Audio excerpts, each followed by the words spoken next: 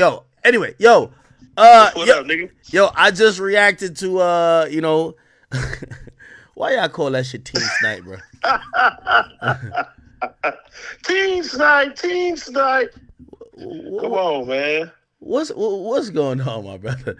Hey, by the way, yo, did y'all try to do some Kendrick shit, didn't y'all? Y'all dropped this shit Yeah, an hour. that was my whole idea.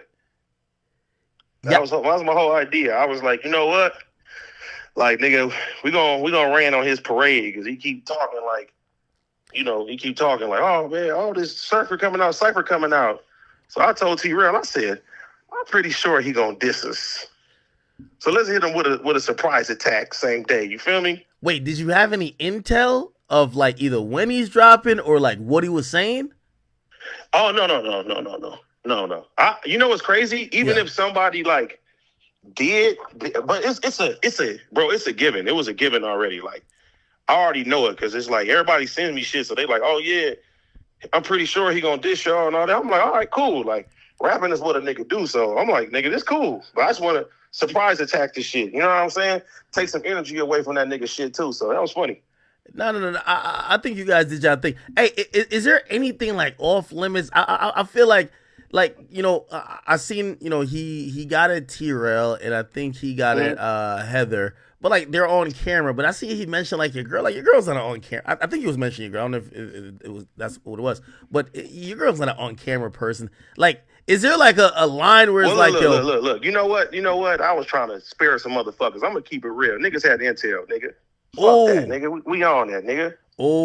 We get oh intel about everything, nigga. I'm gonna oh keep it real. I'm oh gonna keep it real, nigga. I ain't about to keep it cool. Fuck it. We out here today. Team snipe, nigga. Fuck it. you hitting them with the yo, could OVO be working for me type shit. That's what you hitting them with. Hey, bro. Listen. Y'all got moles in the building? Everything that happened in that office, I know about it. That's why when he be asking people who be telling AD shit and all type of shit like that, oh, it's still way more shit that I know that I ain't said. But I'm still, you know what I'm saying? We chilling right now. We chilling. But yeah, nigga, just know. Okay. Everything that happened in that office, niggas let me know. Okay. All right. Now, listen, I'm going to ask the audience to rate both of them, but I got to know what Yeah. you think. What did you think of his verse specifically? Oh, it was funny. It was cool. Like, it's whatever. Okay, so it's not that much hate there, bro. Like, No. Like, the thing of this is right, it's like, he like a bitter ex. You know what I'm saying? Like the bitch that won't go away. She can't let go of the old days and shit like that. I'm trying to move on with my life and get that fresh energy and shit too. But it's only so much you can just, sometimes when the bitch just keep running her mouth, you gotta say, bitch, shut the fuck up. And that was just a bitch, shut the fuck up. yeah. We ain't tripping over that shit. Hey, Like I don't have like no personal feelings when it comes down to him anymore. So like he can say whatever the fuck he want. I still feel like every time he talk about you, whether even in raps, I mean, he tried to get a little spicy this time, but I feel like he still says like, yo, like he kind of wanted to keep rocking out with you. He definitely don't like T-Rail. I don't know what the fuck. Like, there's nothing about him that likes T-Rail. I don't know what. Yeah, but see, listen. This is the thing, right? And one of them, a couple of the lines probably went over niggas' heads. Actually, the last line that I say is that I still keep your secrets. I could expose the shit you do, like why you really fired Ski, but that's between me and you. It's shit, bro. Listen, it's shit that I know. I would never tell nobody, cause that's ain't how real niggas rock. Yeah, If you was ever my friend in any type of capacity, I'm gonna hold your secrets to the grave. So he can say whatever the fuck he want about me or whatever the fuck he got going on and shit about that man. I never tell nobody, and that's how I rock. wait. Well, I feel like does Adam still have secrets at this point? Like, I mean, I feel like he's Oh, kind he of. has. Listen. He when I say that's between me and you, he knows what I'm talking about. Who's It Ski? don't. Ski is my brother, Oh, is that the guy who the used to old do No Jumper security. Sport? Yeah, I met him. Yes. I met him. He when I did Yeah. I did off the record in L.A. and I think Adam came with him. Yeah, I think I met him then. Yeah. But it's like I said. Wait. I thought the whole thing was that Adam said he fired him because like he heard that he had like some like case or something. He been knew about that. That's cap. So that's not why he got fired. Nope. And it ain't because he missed Chicago either. Only me and Adam knows why he really got fired. It kind So it kind of feel like you're trying to tell us that he smashed Leonard too. no, ain't nothing like that. Oh, okay, good. No, it's not even close to that type of range when it comes down to shit. But like I said, I think that's the only, like, even though I think he has a good poker face, I think that's the only thing that he could care about. Like, other than that, no. Bro, there's no, yo, I'm gonna be honest with you, right? Like, he's rapping about fucking a trans. Like there's Adam got to the good point of whether he's just keeping a poker face or not. He's kind of a little bit Teflon in like manhood clowns. You know what I mean? Like, yo, clown him about you did A, B, C, and D. No. Say that again, bro. Yeah, I think he's got to the point where, like, even if you're like, oh, yo, you like a tranny, like, if we found out today, oh, my bad, we on Twitch, we can't say the word, the T word, a transgender. If we found out today that Adam had sex with a transgender, like, we might be like, yo, what the fuck? But we're not gonna be like, oh my god. It's kind of like, it's Adam. It's Adam. I mean, but that's on brand though. Yeah, that's what I'm saying. Like, what the hell could be a secret? But look, this is my whole thing, right? And this is what I've been saying. You know, when incidents happen over there and he questioning niggas and saying, hey, how does AD know this? How does AD know this? How does AD know this? Like, nigga, everybody tell me everything. And it ain't just one person. There's multiple motherfuckers. I know everything that go on in that building. I could been catching fire, doing all type of shit, burning shit down if I wanted to. But I ain't doing that shit. Like, the mole got to be Flocka or Sharp. Which one is it? Man, listen. I'm gonna keep it gangster. I don't even talk to Sharp. So straight up. I thought I was gonna see Sharp in this. Is Sharp still there, or did he leave? Man, listen. I don't know. Listen. I know what the fuck going on. They doing Sharp wrong over there. Straight up. Told that nigga they gonna cut his pay.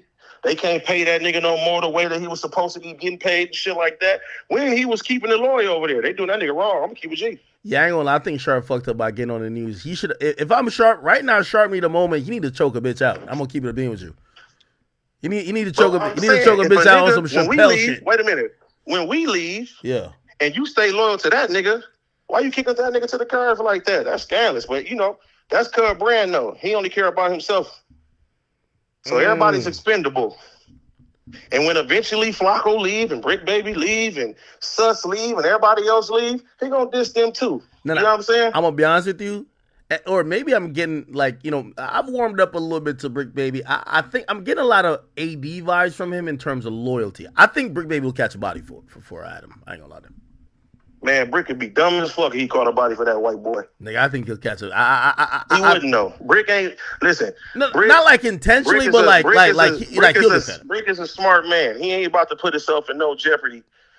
And I hope everybody knows as much. Even with my verse, a lot of that shit was, nigga, this ain't no jokes. This is facts.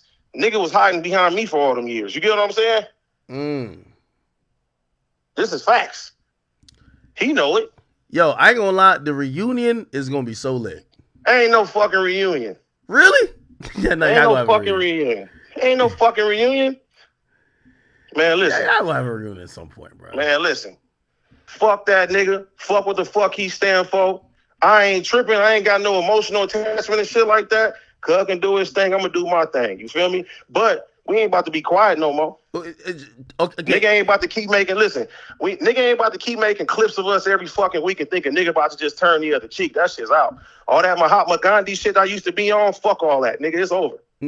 Could it be some type of thing where it's like, yo, bro, let's keep it between us as men. Don't mention, whether, no mention of kids, girlfriends. We'll leave all that out of it. We'll just keep it, because I think it gets a little messy, No. Once other shit get involved. Listen. No, but that's the thing. I'm not, and the homies is not that invested into that shit to where it even get to that point. I know the nigga live. You feel me? So if I was really that mad, it'd be a different story. Like, nah, nigga ain't tripping. Nah. We just like, after week, it's like, you don't get to wave the white flag, say you gonna stop talking about us. And then, nigga, week after week, you making clips. You trying to make us look bad week after week. And niggas is ignoring your ass. Week after week. If you don't want no problem, nigga, shut the fuck up. But niggas ain't about to keep letting you bomb on us and shit like that. Like, nah, nigga, that shit's out. Okay. All that nice shit is over with. Okay. And I mean that on a content level. This ain't no street shit. This ain't no physical, none of that shit. You feel me? And that's what I was gonna ask you. So say Adam comes back and says, "All right, you bitch ass niggas, round 2 coming up. He got some more bars for you. What's up?"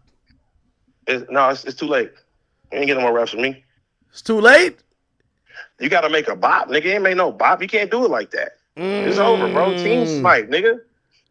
Where'd y'all get the chorus from? I ain't gonna lie, like the chorus, you know. Hey, recorded that. Same day, did the video same day. We ain't have to wait for nothing. But I'm not about to beef with no fucking white porn star on some rap beef type shit. Shit is corny. I did what we did. We're gonna let that shit fly, nigga. We're gonna keep it like that. Cuz can say whatever the fuck he wanna say now. But fuck him. Free Sharp, man. Free Sharp. I feel bad for Sharp. Hey, what'd you think about the bars? He had a couple bars, like some transgender bars and shit. He say he might try it out. What you think? I think the best person on the cipher was Flacco. Nah, Flacco was dissing niggas. Flacco torched it. I think Brick did good too. I ain't gonna lie. I think Brick did good too. No. The homie. Listen, the homie can rap. You feel me? That's not a problem. He's a rapper though. If I'm gonna be surprised about somebody, I'm gonna be surprised about a nigga I ain't never heard spitting no bars. You feel me? I'm gonna be honest with you, and everybody know I do like Almighty Suspect a lot. I expected him to come on. Solid nigga. No, I expected him to come on a little bit more blue. Like he had some bars, but I expected him to be clever as fuck on some Blueface shit. I'm gonna be honest with you. Suspect, I thought you could have came a little bit harder. No Diddy. But listen, the thing is when everybody's dissing each other, then it's kind of hard if you just rapping. You know what I'm saying? Oh, he wasn't dissing nobody. He ain't dissing nobody. He was just spitting this, he doing his lyrical ability and shit like that. But my whole thing is like, man, you got to get your team tighter, bro. Like, I shouldn't be knowing everything that go on over there month after month. Because if you do your homework, you know what I'm saying? He thought DW was telling me shit. He asked him on his interview. He was like, are you the one telling AD information? He didn't even want to listen. He didn't even want to play the motherfucking cipher to Wack because he thought Wack was going to tell me about that motherfucker. Really? Oh, yeah. Oh, shit. Come on, man. Hey, but listen, like I said, bro, I'm not tripping. I don't give a fuck about none of that shit. Hey, listen. Keep talking. Hey, I think it's a good content piece of both for both brands. It gets, everybody's gonna react to it. I think, the majority of hip hop is gonna acknowledge it. It anytime there's a back and forth, and I'm gonna be honest with you, this is more entertaining than y'all just keep, because again, it's not like the issue with you and like Adam is like new. So it's better it's in this format than the same old talking points. Yeah, but see, the thing is with me, it's not even an issue. At this point, it's like, nigga, stop stalking us, bro. Leave us the fuck alone. Like, nigga, we don't give a fuck about what's going on over there, nigga. Like, we don't give a fuck. Niggas not thinking about that shit, not losing no sleep, nigga, none of that shit, nigga. We on some other shit, but now we not on no nice shit no more. So if a nigga want to, you know what I'm saying, keep it going. We're going to keep that shit going. All right, I'm gonna try to hit up Adam and see if he got, because he wanted me to react to it, and I want to see if what's his words on this. Let me ask you though, before I get off, which one you feeling more though? I need to know. Keep it honest. Okay, so I think y'all, because y'all had a song, like what y'all had is a song. They had a cipher, so I got to go verse by verse. I thought his shit was funny, but I think y'all had a better song. You get what I'm saying? All right, so we smoked them. All right, good looking, Act. We out. Big Muley World, West Side. All right, let me call Adam real quick, man. Hey, I can't be mad at them. They turn this shit to content. I like it. Let me see. Adam probably like deep in a porn scene right now. He don't give two fucks. What up? Oh shit, you answered, nigga. I'm like, yo, you probably in the scene. Yo, I just reacted to this shit. I just also talked to it. 22 Pac in the building. What up, stream? Hey. Well, first of all, I'm gonna be honest with you. This is my let me give you my criticism and also praise. Number one, All right. great content move. I love this as a content move. You get what I'm saying? I definitely feel like we see the AMP ciphers, but like we're like hip hop inclusive platforms that this was a good move for. You know what I mean? It's gonna give additional eyes. And I even said it to like AD and him. I'm like, y'all even responding, that's good too. Okay. Brick, I thought Brick was rapping on that shit. Okay? Good Brick shit by killed him. it. Brick's my favorite verse on it, to be honest. Yeah, Brick, I think best rapping, most disrespectful is going to be Flacco. Because he just was getting at niggas, like literally. Yeah, but he's getting at YouTubers that I've like never even heard of and shit. Yeah, but I guess like that's his little beast. Funniest, I'm gonna go with funniest yours. Funniest yours. You gotta give me funniest. Okay. Lush's was funny too. Lush had some funny ass shit. Yeah, but you had better delivery. I'm gonna be honest with you. You had better delivery. And Lush has a lot of bars that I didn't catch till like the fourth time I heard it. Oh, okay, maybe we'll only listen to like once or twice. And then Right. I'm gonna be honest with you. Suspect, rock with Suspect so hard. I feel like I had a little bit more expectation from him, but I also thought about it. He's not dissing no one, so maybe I'm just like, like all of you are shooting shots. He's not really shooting shots at this particular person, and you know how. Is, but you got to be up on what's going on in LA, and you'd understand that Suspect's verse is very disrespectful. Wait, he keeps saying somebody got shot. I don't know nobody who got shot. Well, maybe that's some other shit. I don't know. Anyway. Yeah, that's like real life shit. Oh, okay. Anyway, did you see that AD&M responded? Yeah, that shit was fucking garbage. Yo, when are y'all gonna piece this up, man? This is good. By the way, I'm gonna be honest with you. I advocate for round 2. I mean, honestly, after hearing their response, I just feel like I feel bad enough for them that I don't even really like feel like I should fucking respond after that. But it's almost like they want me to, so I kind of feel like I want to give them something. But it was so boring and so weak that I just feel kind of bad for them. Like, we're not in the same league. Yo, who wrote it? That was all 22. Nah, honestly, it was like 80% me with like a little bit of help from Brick and Lush, but like I'm kind of like too full of myself / like self-motivated to like take their advice, even though they're way more experienced than me. So I ended up just basically doing the whole thing myself. Hey, this is your little act error right now, man. You gotta at least you gotta rock with it. It's all about momentum. Yeah, I don't know. Like, I kind of just want to be real rare and just have like a Cardi type vibe from the beginning and just like make them wait like many months or years between songs, you know? Hey. Would you, because, I think one of the biggest, like if we're going to criticize, like say, like even the beef that you're addressing, would you, like, I thought you were going to you did get a Joe though. And by the way, Joe did respond. Yo, you gotta end this beef with Figmunity World, bro. Like, you gotta get some ops that are like that are like I feel like you're just beefing in the no jumper realm, right? Like, No, I know. Like, I feel like I just had to diss them on my first time out, but I don't really plan on continuing that because I feel like it's just like they're too irrelevant and they're not really like in the conversation, and it just helps them too much to like give them that lob by mentioning them, they're not like irrelevant. It's just that like I feel like I still feel like the same larger audience that consumes you guys consumes them, and consumes them consumes you. You get what I mean? Nah, but the thing about us is that like we're one of the most influential podcasts in America, and they're literally a bunch of stream snipers who are just showing up at Kai Cenat meet and greets trying to get a picture. They did not do that. That's not true. They 100% did that,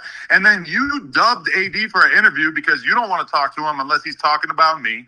And Joe Budden ignored him. No. I did not. I did not dub AD for an interview. I don't know where you heard that. Yes, you did. Admit it. He said it. No. It wasn't. No. I was supposed to pop up to the club with him. Oh, they were making it sound like you were about to do a podcast with him. No. I would have definitely did it. AD, Act don't want to do content with you unless it's about me. But y'all gotta squash this beef. Adam, this beef. Dead homies, Act. You know it's true. Yo, this beef is not serious though, right? Like, why'd you mention his girl though? Like, Nah, hey, I saw some people saying that, but literally, like I have nothing bad to say about AD's girl. AD's girl never said anything about me. So She's not a public people figure. are no, people are misinterpreting that lyric if they thought that I was going at AD's girl because I never had a collision with her. Why do you hate Heather so much? She seems like a decent, cool person. Nah, she's bad news, bro. You don't know. Yo, why do you hate T-Rail way more than you hate AD? That's a fact. I feel like he's the weakest link, so you got to pick at him. Really? Yeah, because like I feel like Duno is like the popular one, even though he's not that good at podcasting. AD is just like kind of there. He's just like a gelatinous blob on the couch that makes the same pod jokes over and over. And then Smack is the life of that shit, though. That's one thing I wanted to get across with my verse was I just wanted to motivate Smack to go out and do his own thing because I feel like Smack could be like a Tim Pool or a Bill O'Reilly or something. Like he could be his own entity. He don't need to be. He's getting weighed down by them. Yo, hey, I love watching both of y'all employ academic strategies to get the other team off their pivot.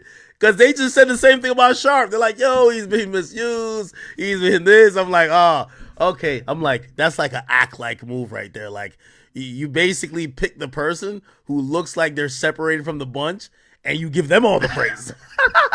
Nah, but yo, you're ignoring the best bar out of the whole thing, which was the realest one, the one where I opened up and showed some humanity when I said I can't believe I lost a day one over Bussy. Yeah, I didn't get that. Like, that sounded crazy.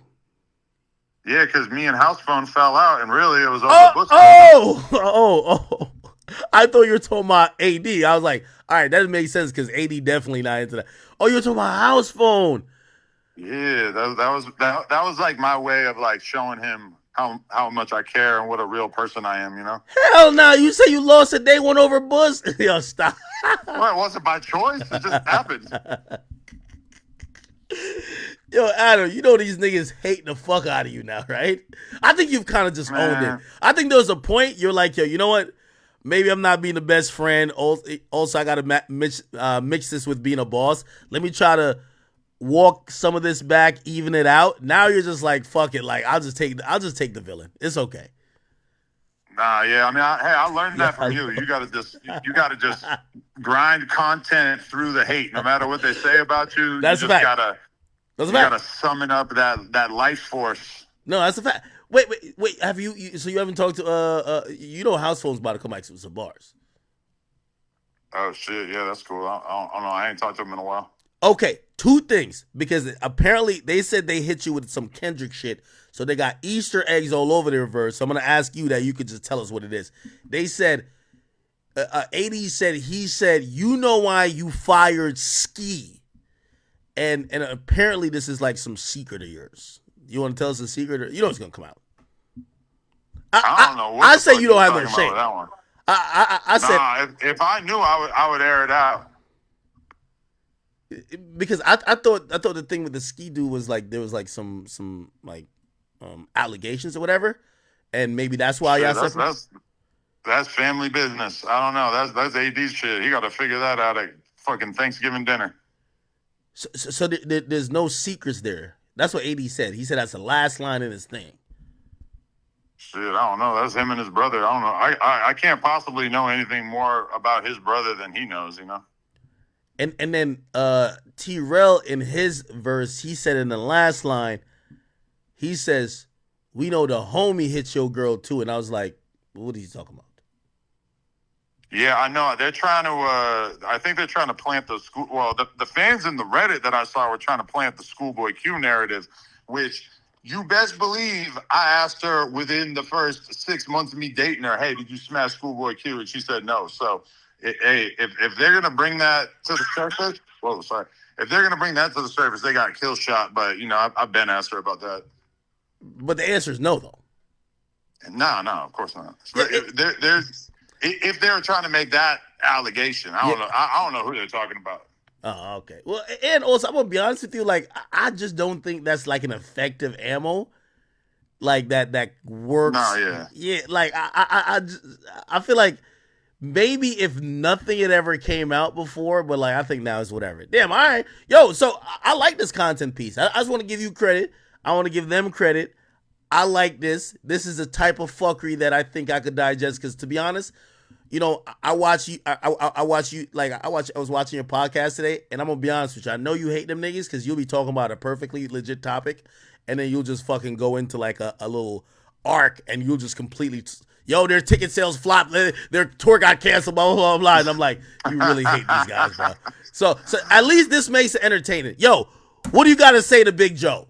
Big Joe responded. He said LOL, and then he said he said Adam aside, it's tough out here for a lot of folks. Do everything you can. I don't know if he was. I don't know if that was. I feel like that was a little shady. You could probably put a little palm tree over that.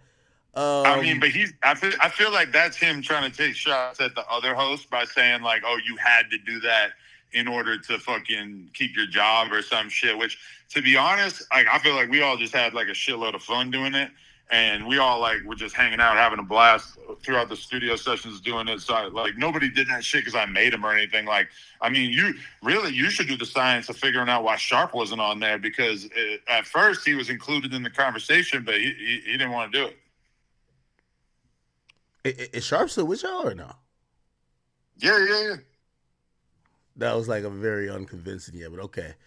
No, he was in there today interviewing a girl. I seen him. Yo, y'all got to get back. Y'all got to start empowering him back to choking out these bitches or doing whatever you do. You got to start screaming on him. I don't want him to choke him out, but he could like yell. Come on, man. Like, you know what I mean? You got to hit him with an Andrew Tate real quick. You know what I mean? Like, that's his bag. Like, you got to realize, like, I think Sharp's arc has progressed with the red pill movement. Like what, like the Fresh and Fit movement, the Andrew Tate movement. Like, there was a moment where Andrew Tate was like going live on Rumble with 300,000 people. Now it's about like 12K. You know what I mean? Still a lot. Nah, but yeah. I've seen all those views kind of mellow out over the year. Yeah, I mean, that was like a crazy wave that just don't really, I mean, but it's kind of like the OnlyFans type shit too. Like we were going nuts during the pandemic doing the OnlyFans interviews, and that shit don't really move the needle too much like that anymore unless you like discover the next like huge girl or some shit. Shit. Well, anyway, I like it. Anyway, I just want to give you credit for switching up the game, the algorithm for a second. I know you got that from AMP. What'd you think about AMP Cypher?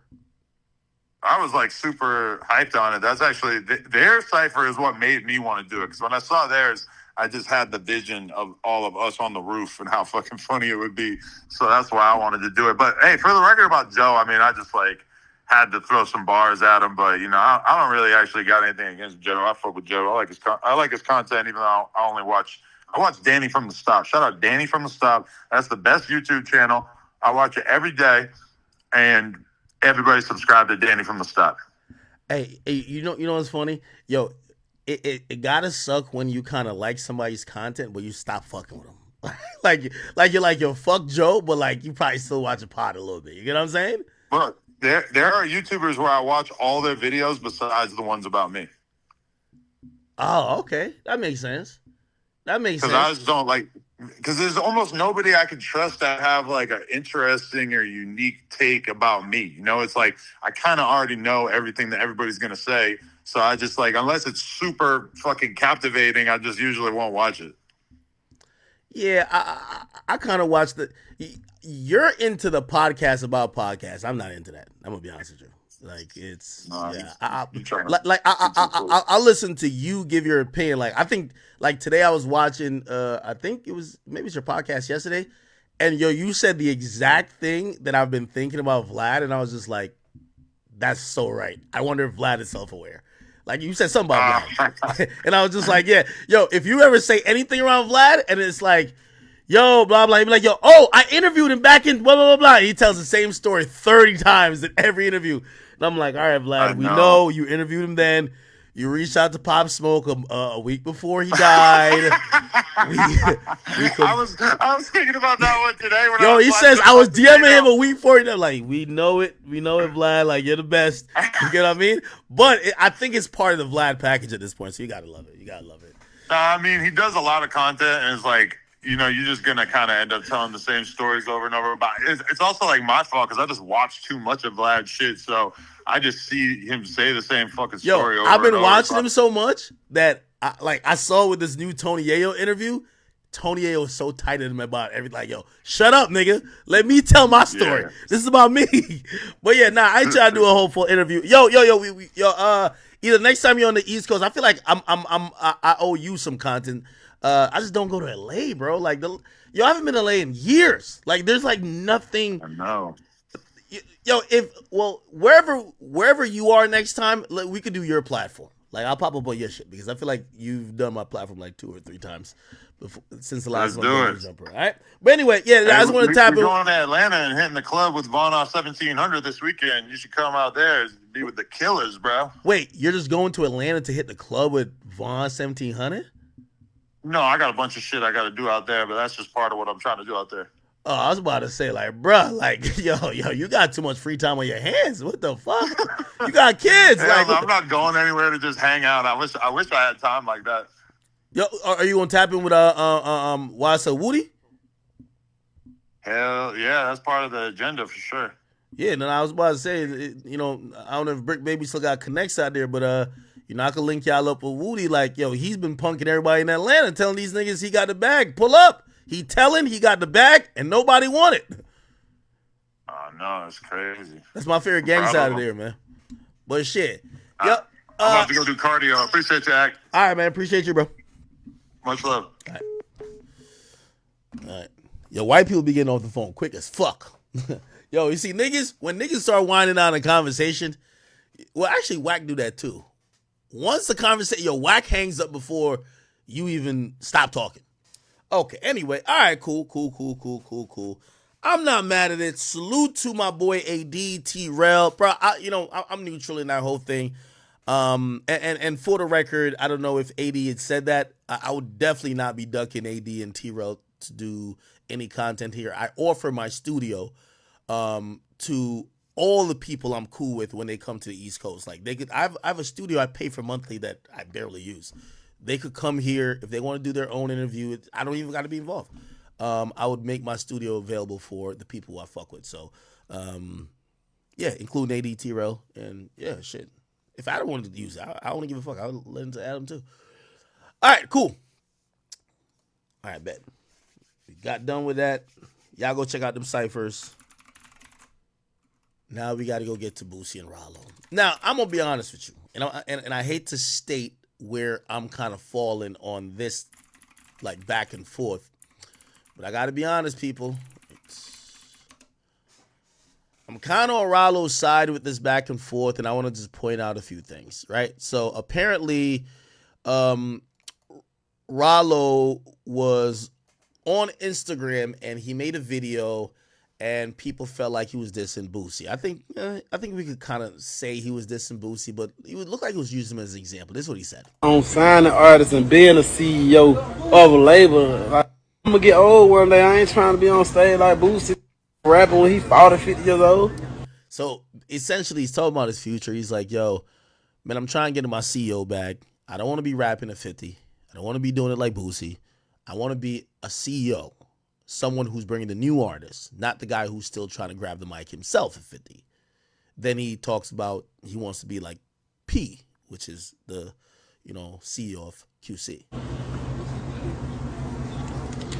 I ain't trying to be doing that. I want to pull up like Birdman with my artists, or pull up like QCP with my artists, or the other side, all them old, say their name.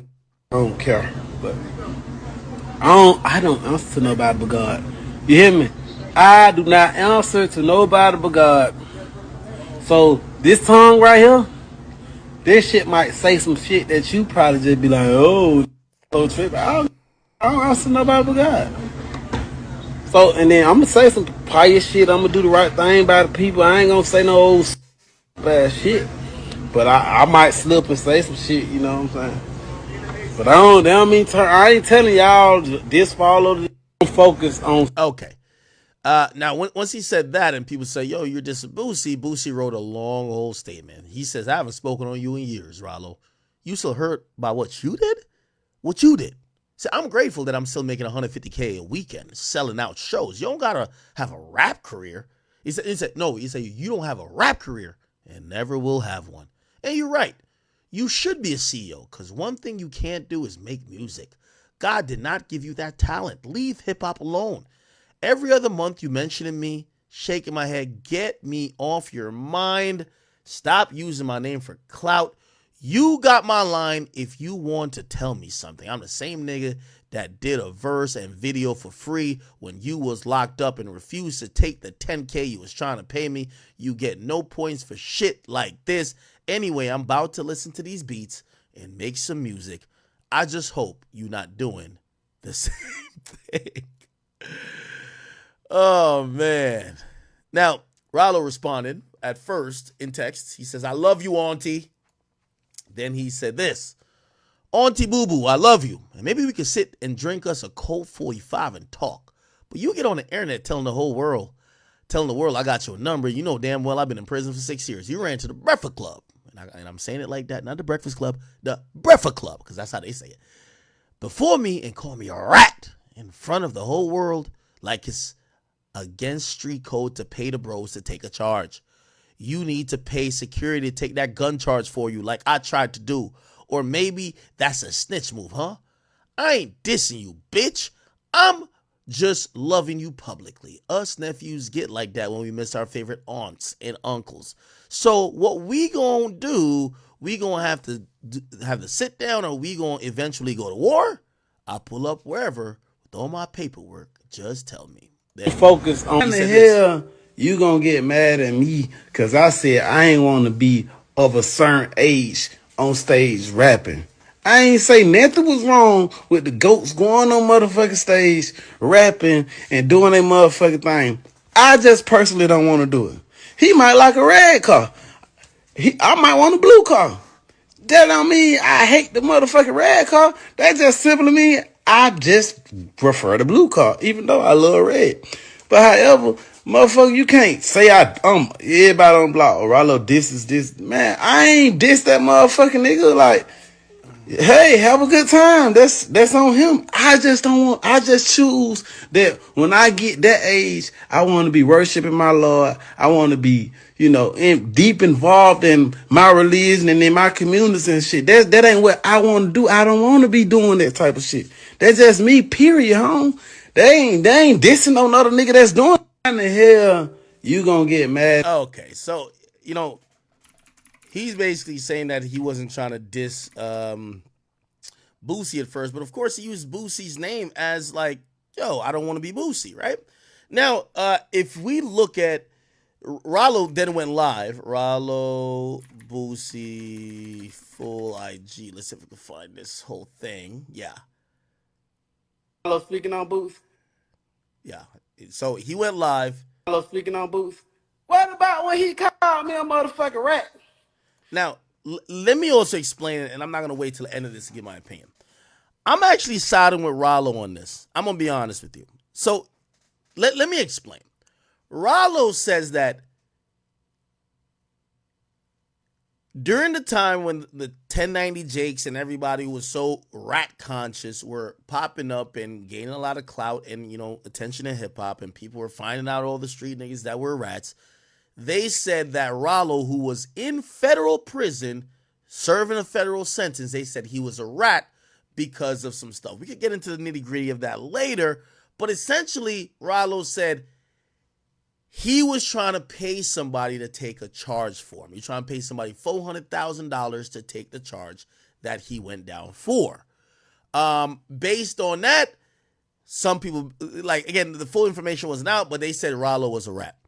Rollo said he was in jail for years, or actually prison for years, while people called him a rat. Now that he's free, he's not over it. He isn't a rat. He says he has all the paperwork to prove he isn't a rat. And because people stepped on his name while he was in prison, he wants the same type of energy and respect on them clearing his name. So he immediately went back at Boosie. Remember, I just read the whole thing with Boosie where Boosie essentially Boosie said, yo, why are you so hurt by what you did? So Boosie's kind of still alluding to him ratting, right? Rollo is saying, I never ratted, and y'all killed my name while I was in jail. Now I'm free. I'm going to go crazy on y'all niggas, and I'm going to force y'all to prove that I ratted because y'all lied on me. I never ratted. And I have to say I agree with Rollo because if he never told and people said he told and he's offering them, I got all my paperwork here. I got everything. Y'all pull up on me and show me how I ratted. It seems like they either owe him an apology or they need to pull up on him and show him exactly how he's a rat. Now, I know some of y'all might be like, why does people care? Nipsey Hussle's dead because he called a nigga a rat. Let's be very clear about that. Nothing else, nothing more. Nipsey is dead. He's deceased because he called somebody a rat. In the streets, this is a serious thing for certain people. So, and by the way, that was no disrespect to Nipsey. That's just the reality of what it is. So, I have to understand why Rollo is mad because he has other street guys calling him a rat.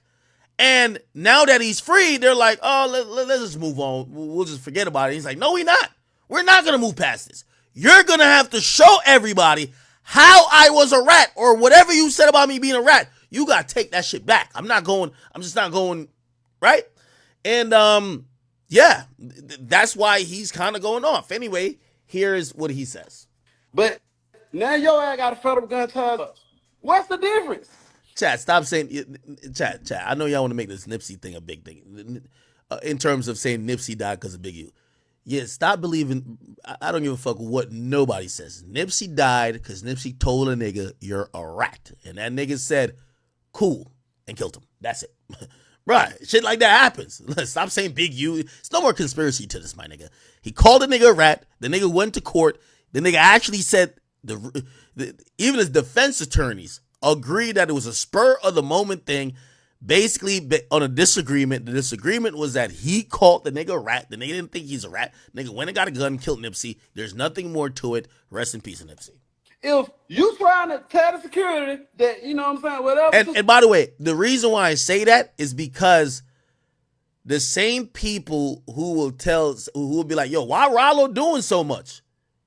We see niggas die over calling somebody a rat.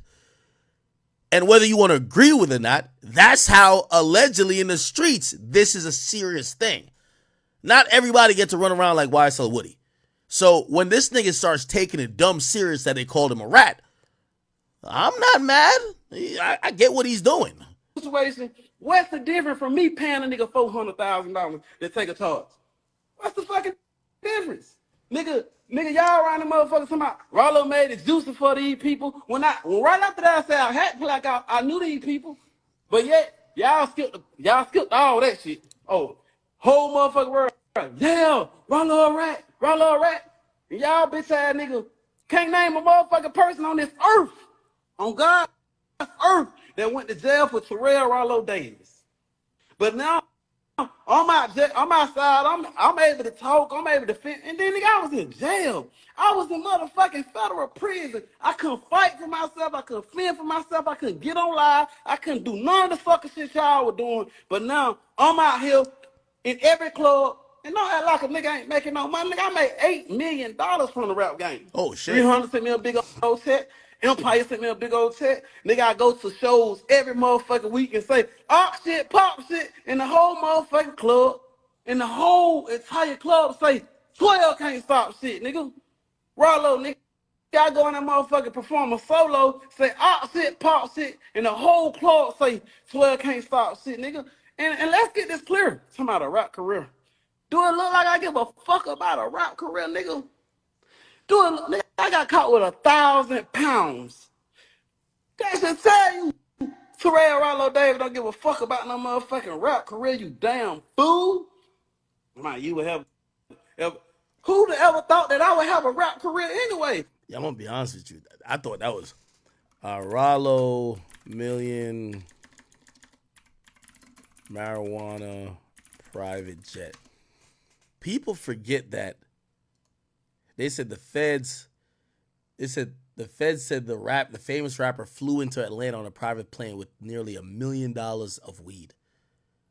Yo, you can tell Rollo didn't give two fucks about a motherfucking rap career. The nigga was flying around distributing $1 million worth of weed. Nigga, I was in the blow selling dope, doing what I wanted to do. And you up, look, man. I love Juicy. I love BG. I love the little nigga Tudor Raw. Shawty ain't never been on That's that nigga. Boosie's I son. ain't letting no nigga fuck with him. I'ma stand on business. I'ma always do right by your family and shit like that. But Boosie, don't act like you. Oh, you got my number. Nigga, when I was in the feds and you goddamn went on Bravo Club, you had so many niggas around you.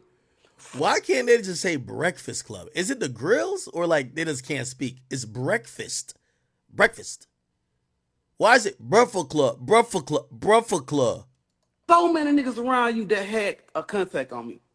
You had motherfucking Goldmouth with nigga Goldmouth tried to take you the phone inside the mall and said, "Hey, Rollo right here." And guess what you did? You walked off on the phone, nigga. You walked off on the phone. So don't get up on that motherfucking internet. And nigga, I come. I always come to a nigga like, "Hey, John, let's go ahead and get this straight. Let's go ahead and get this straight before goddamn this shit escalates to another level." Because y'all nigga around them motherfucker, niggas could have had conversations before blood was even shed. And all the time I'm telling niggas, we need to talk. We need to sit down and talk. We need to sit down and talk. Just one conversation can save thousands of motherfucking lives, nigga. You got a whole clan of nigga that's screaming Team Bootsy, and I got a whole clan of nigga that's screaming Team Rollo.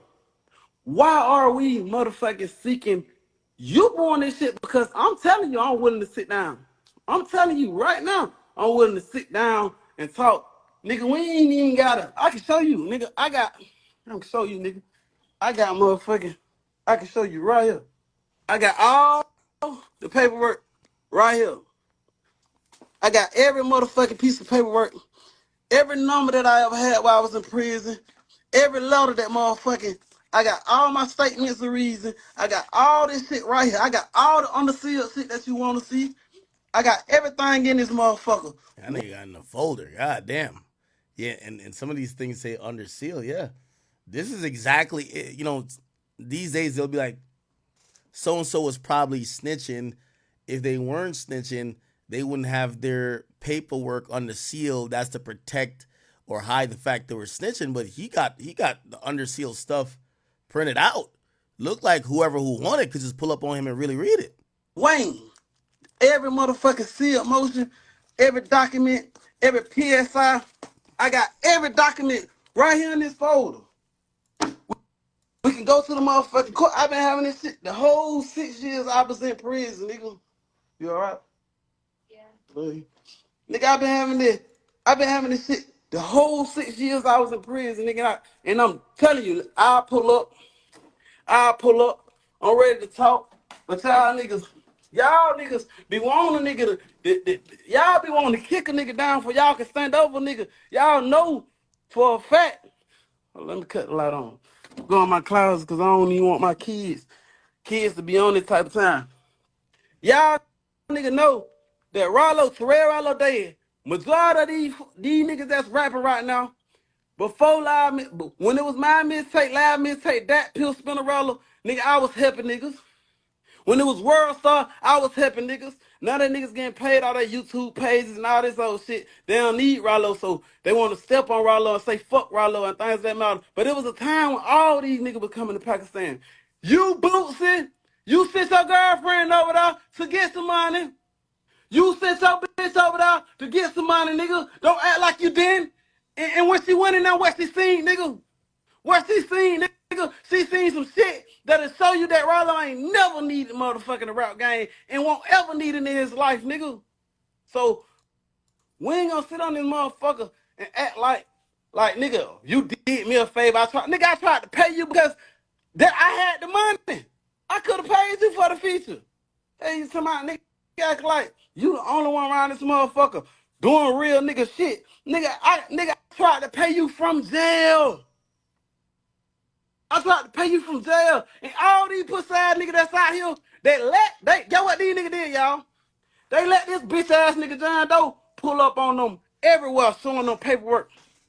But when Rollo get out of jail, So essentially, he's speaking about some guy who was like going around and saying, "Yo, I'm one of Rollo's friends, and I got proof he told," and people are like, "Well, if his friend is saying that, like, shit, he's guilty."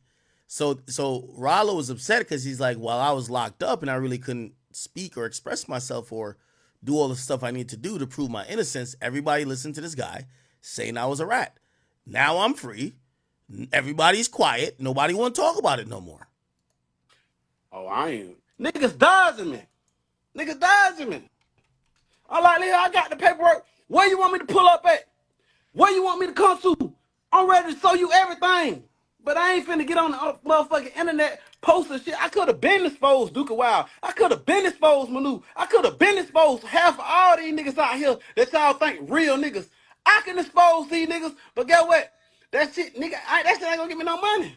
I want some money. You smell me?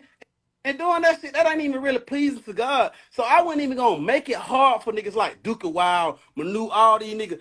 Manu was never a fucking plug. He was a brokerer. I go out there to Cali. I don't smoke weed. He know a couple people. He handled the business. He wasn't nobody to ever tell on. Ever tell on, nigga. So all this old bitch ass shit, nigga, what in the fuck is wrong with you niggas? So nigga, I'm coming, and guess what? I really honestly didn't even mean that shit to come out my mouth when I was like, oh, I don't want to be like boo. Nigga, I was just thinking it and it just came out my mouth, nigga. I just be talking and I just be having fun and living life and doing what the fuck I want to do. But nigga, all these people we ain't even got, all 8,000-9,000 you motherfuckers. Y'all can tell that nigga, come on, let's sit down, let's have a talk. Because you keep doing that and me keep doing this, I ain't gonna do nothing but cause some bullshit in the land. That shit ain't gonna do nothing. You got two power, and nigga, you in Atlanta, Georgia, you crazy, man. Who the fuck in Atlanta gonna put you before me? If they do that, they the dumbest nigga in the world. But check this out, dog. For the love of B Jizzle, for the love of Tudor Raw, for the love of Juicy Badass, and all the different people, I've been willing to sit down with you and talk to you. I've been willing to pull up with the paperwork. Hey, dog, this is what went on. This is what occurred. These are the people. You want me to get on this motherfucker and tell you who I was going to pay $400,000 to? Huh? Huh? That what you want a nigga to do? You want a nigga to talk about all these different cases and murders they tried to charge me with? You want me to get... No, last time I got on the internet putting all my motherfucking business on the internet, I almost got a life sentence. I got caught. This was the moment I was like, Rollo, you might want to chill out. Like, you're on the internet again, saying a lot, you know. And I think he's gonna address it by saying that everything he's saying now he's good to say, but it's like it's crazy. Boosie said you have his number. You said that you wanted his number. I don't think I think y'all could resolve this privately. With 1,000 pounds, get on the internet. So I'm gonna go this way with it. If you ain't willing to come and communicate and talk about the shit, then it just won't be out there. Then you just gonna be misled and we're gonna be all confused together around this motherfucker. Cause whatever you gotta be, hey dog, you gotta grow out of that shit, John. You gotta be willing to sit down and talk to a man before you even take it to that level because everybody got guns.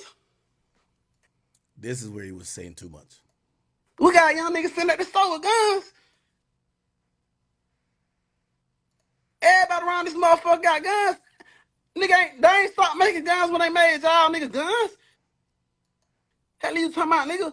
And by the way, they never, nigga, when I was 15, 14, 16, they ain't never called me a nigga that sit the hit. Nigga, I got convicted of shooting a nigga.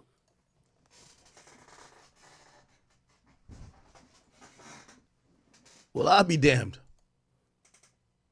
I got convicted of handling business at a young age and still been handling my business, nigga. Well, however you want to go about this, but I'm telling you, dog, that this ain't gonna cut it. We ain't gotta keep going to the internet saying this, you getting on Twitter and doing your little thing, and I'm saying shit. I'm being the bigger man and saying, come on, dog, let's sit down and talk. But y'all acting like this shit, me, Rollo. No, it's him. I said on Say Cheese, I'm willing to talk. I said on the last fucking 5 interviews these folk paid me for is I'm willing to talk.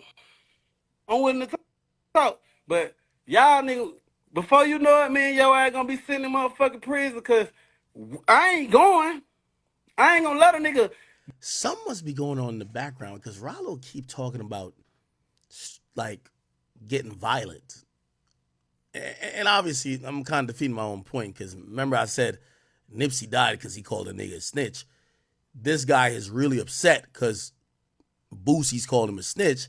And I guess he's saying we could go to war about it.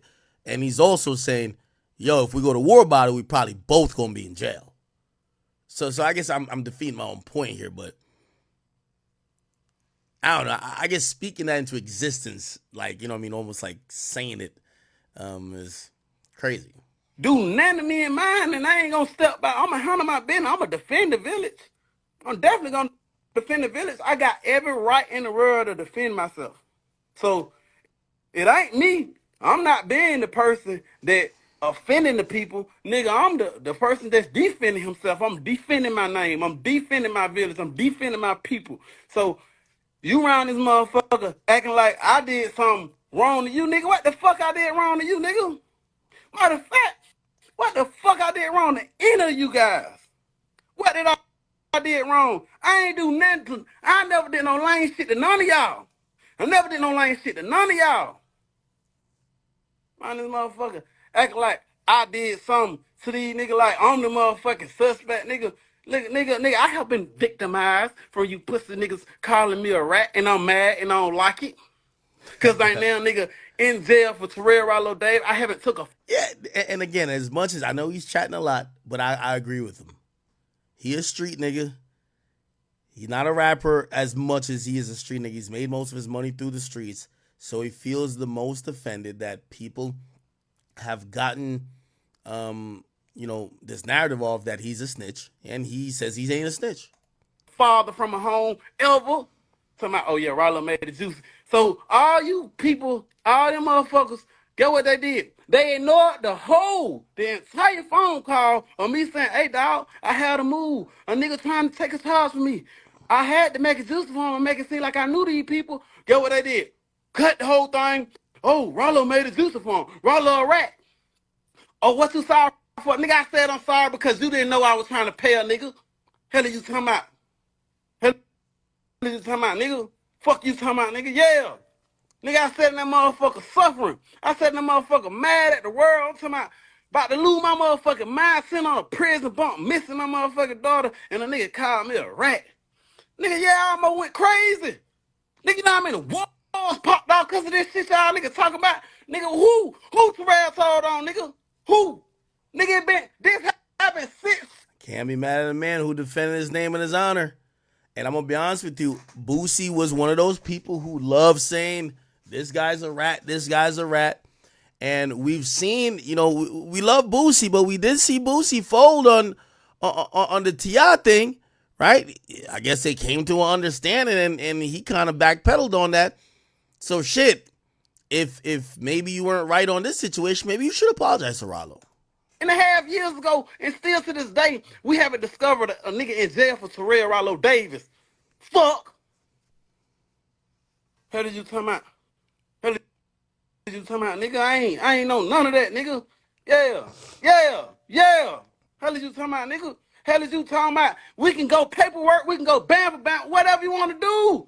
We can just go on, nigga. Let's go talk about it.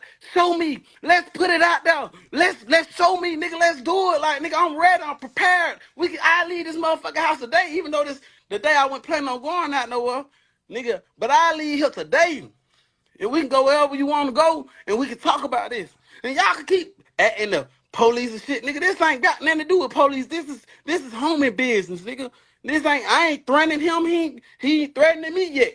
But however, we already know where this type of shit taking. We already know where this shit go with it. So before we even get there, I ain't gonna say that shit again, cause I know the blogs. I ain't gonna say the blogs ain't gonna say, oh, Rollo asks for a conversation with Boosie so we can get a understanding. They gonna say Rollo threatens Boosie or Rollo, this is Boosie. No, bitch, that ain't what I'm doing here. And all 8,000 you motherfuckers, once y'all see that shit on YouTube and on top of the blogs and shit, y'all say Rollo ain't said none of that. Rollo just simply asked the man, "Come on, let's sit down and let's have a talk." And if both of us gangster, we shouldn't be scared to do that. We shouldn't be afraid to come together and talk. You see what I mean? We ain't gotta bring nail gun. We ain't even gotta bring no boxing gloves to fight this shit out.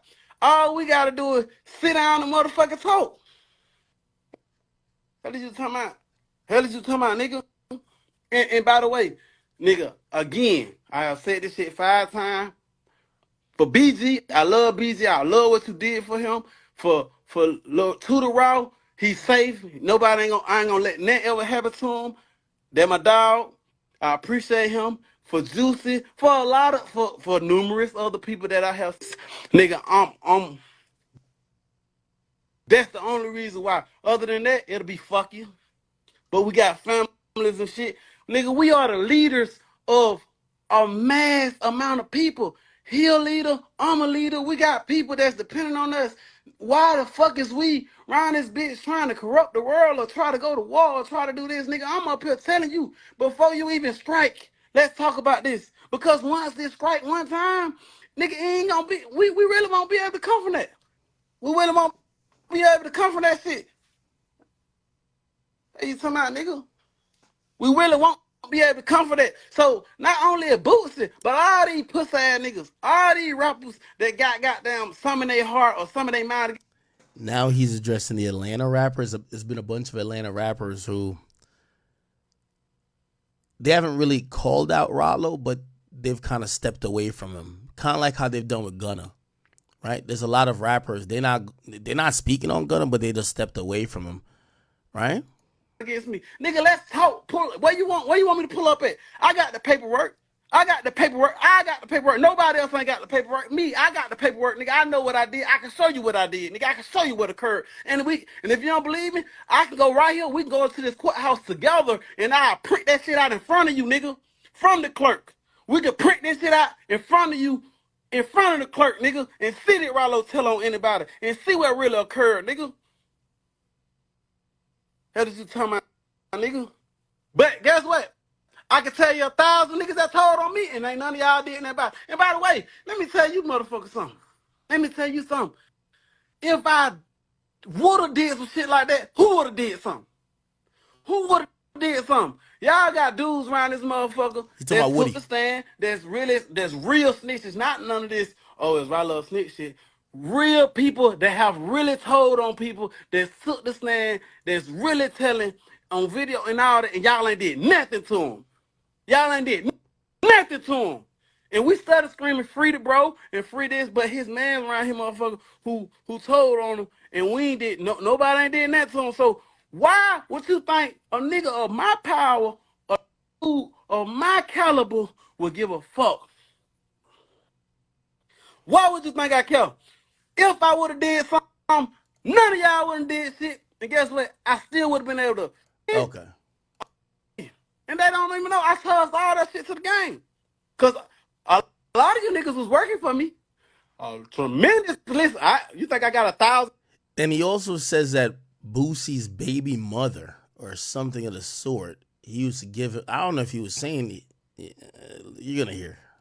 Got some. My mom was on a model bus. Fuck, nigga, what happened? Nigga, everybody worked for me. On that and another one, and another one, and another one. Hell is you talking about? If I wanted to tell, all they would have been in jail. Sitting right there next to me, talking about some free him. Hell is you talking about? Fool. That's just talking about, yeah, nigga, I be mad. Keep talking about some, keep talking about some why Rollo mad? Fuck, nigga, you go to jail and you sit in that motherfucker standing on business and you suffer all the many years and the Fed took all your cars, I agree all with your him. houses, got I your agree with him. motherfucking mama around the bus, nigga. My mama was on a model bus, fuck, nigga. I stood on business for this shit, nigga. I stood on business for this shit, nigga. My mama was on a model bus, nigga. And you up here talking about, he told bitch ass nigga what? Nigga, my mom was on a bus. Next stop, since nigga, my mom was on a model bus, nigga. I could have did that and got out just like the rest of these niggas. Hell, you talking about? Why I'm mad, nigga? I might not never get over it. Fuck, nigga, I might die like this. I might die mad at that shit, nigga. I'm not mad at Rollo. Rollo said, y'all call me a snitch. I can't get over it. Because when I was in jail, that shit burned my soul. I lost everything to the feds.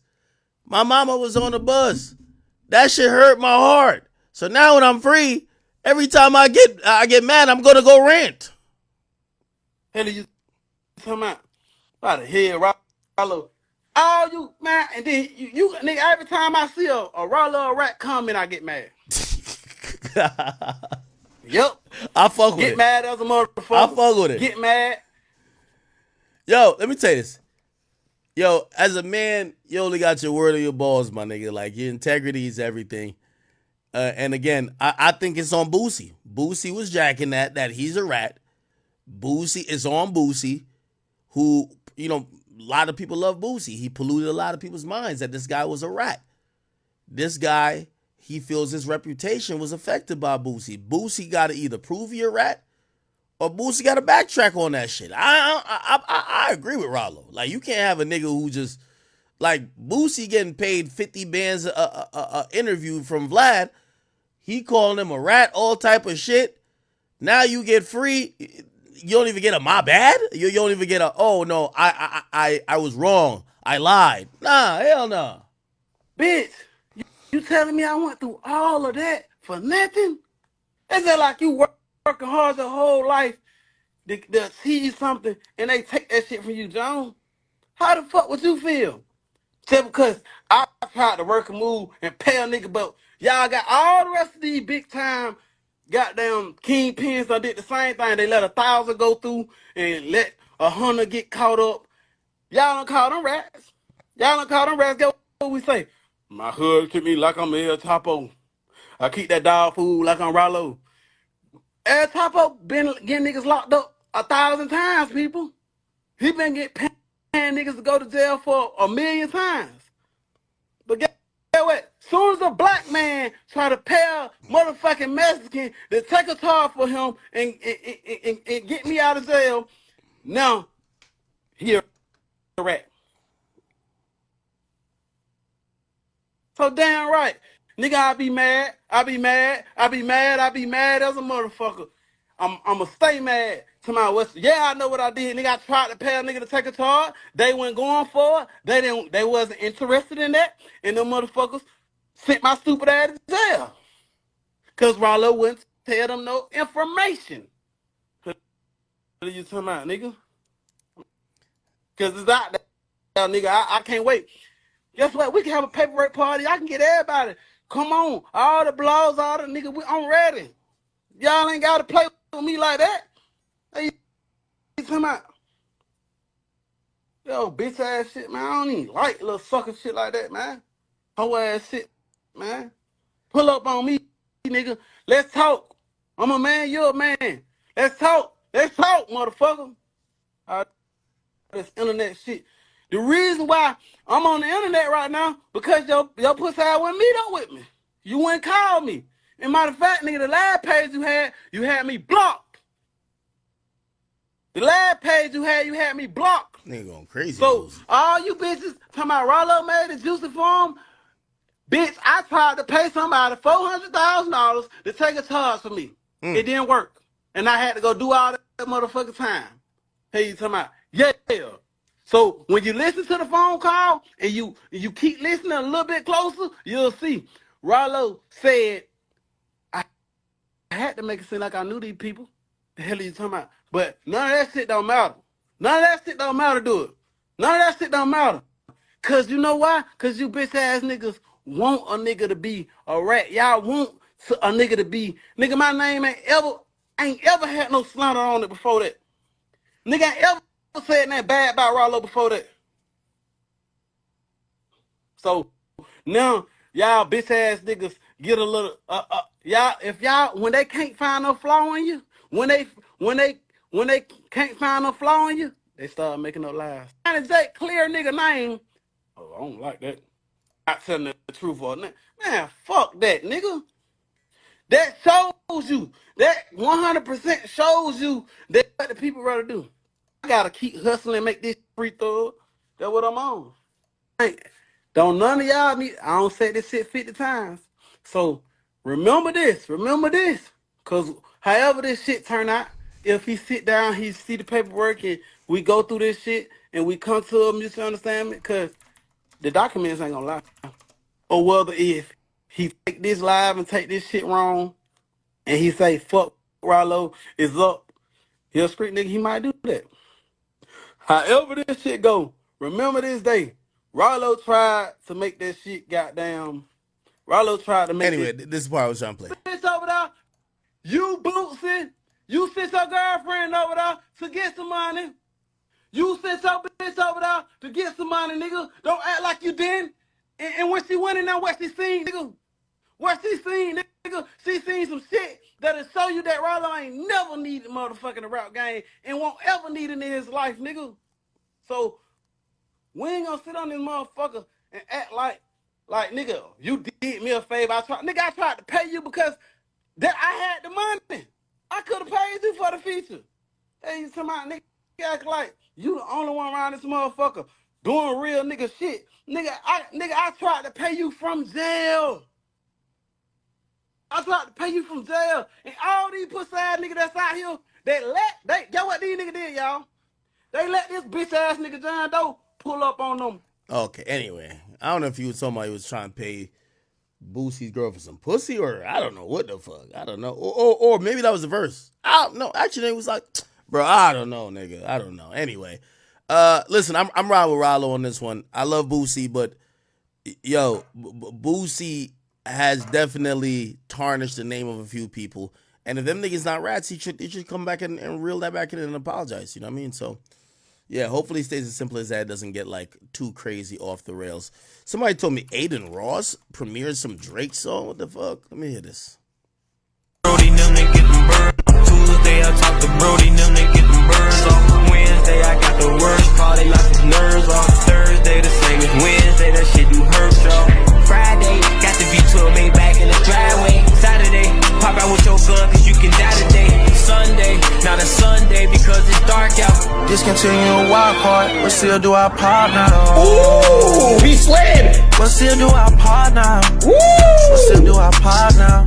You know that the act on, I can't get no wild now. That's But fast. still do our part now. But still do our part now. Wait, I just realized, why did they have me preview that? Tuesday I talk to Brody, them they getting burned off. Wednesday I got the worst call, they lock his nerves off. Thursday the same as Wednesday, that shit do hurt, y'all.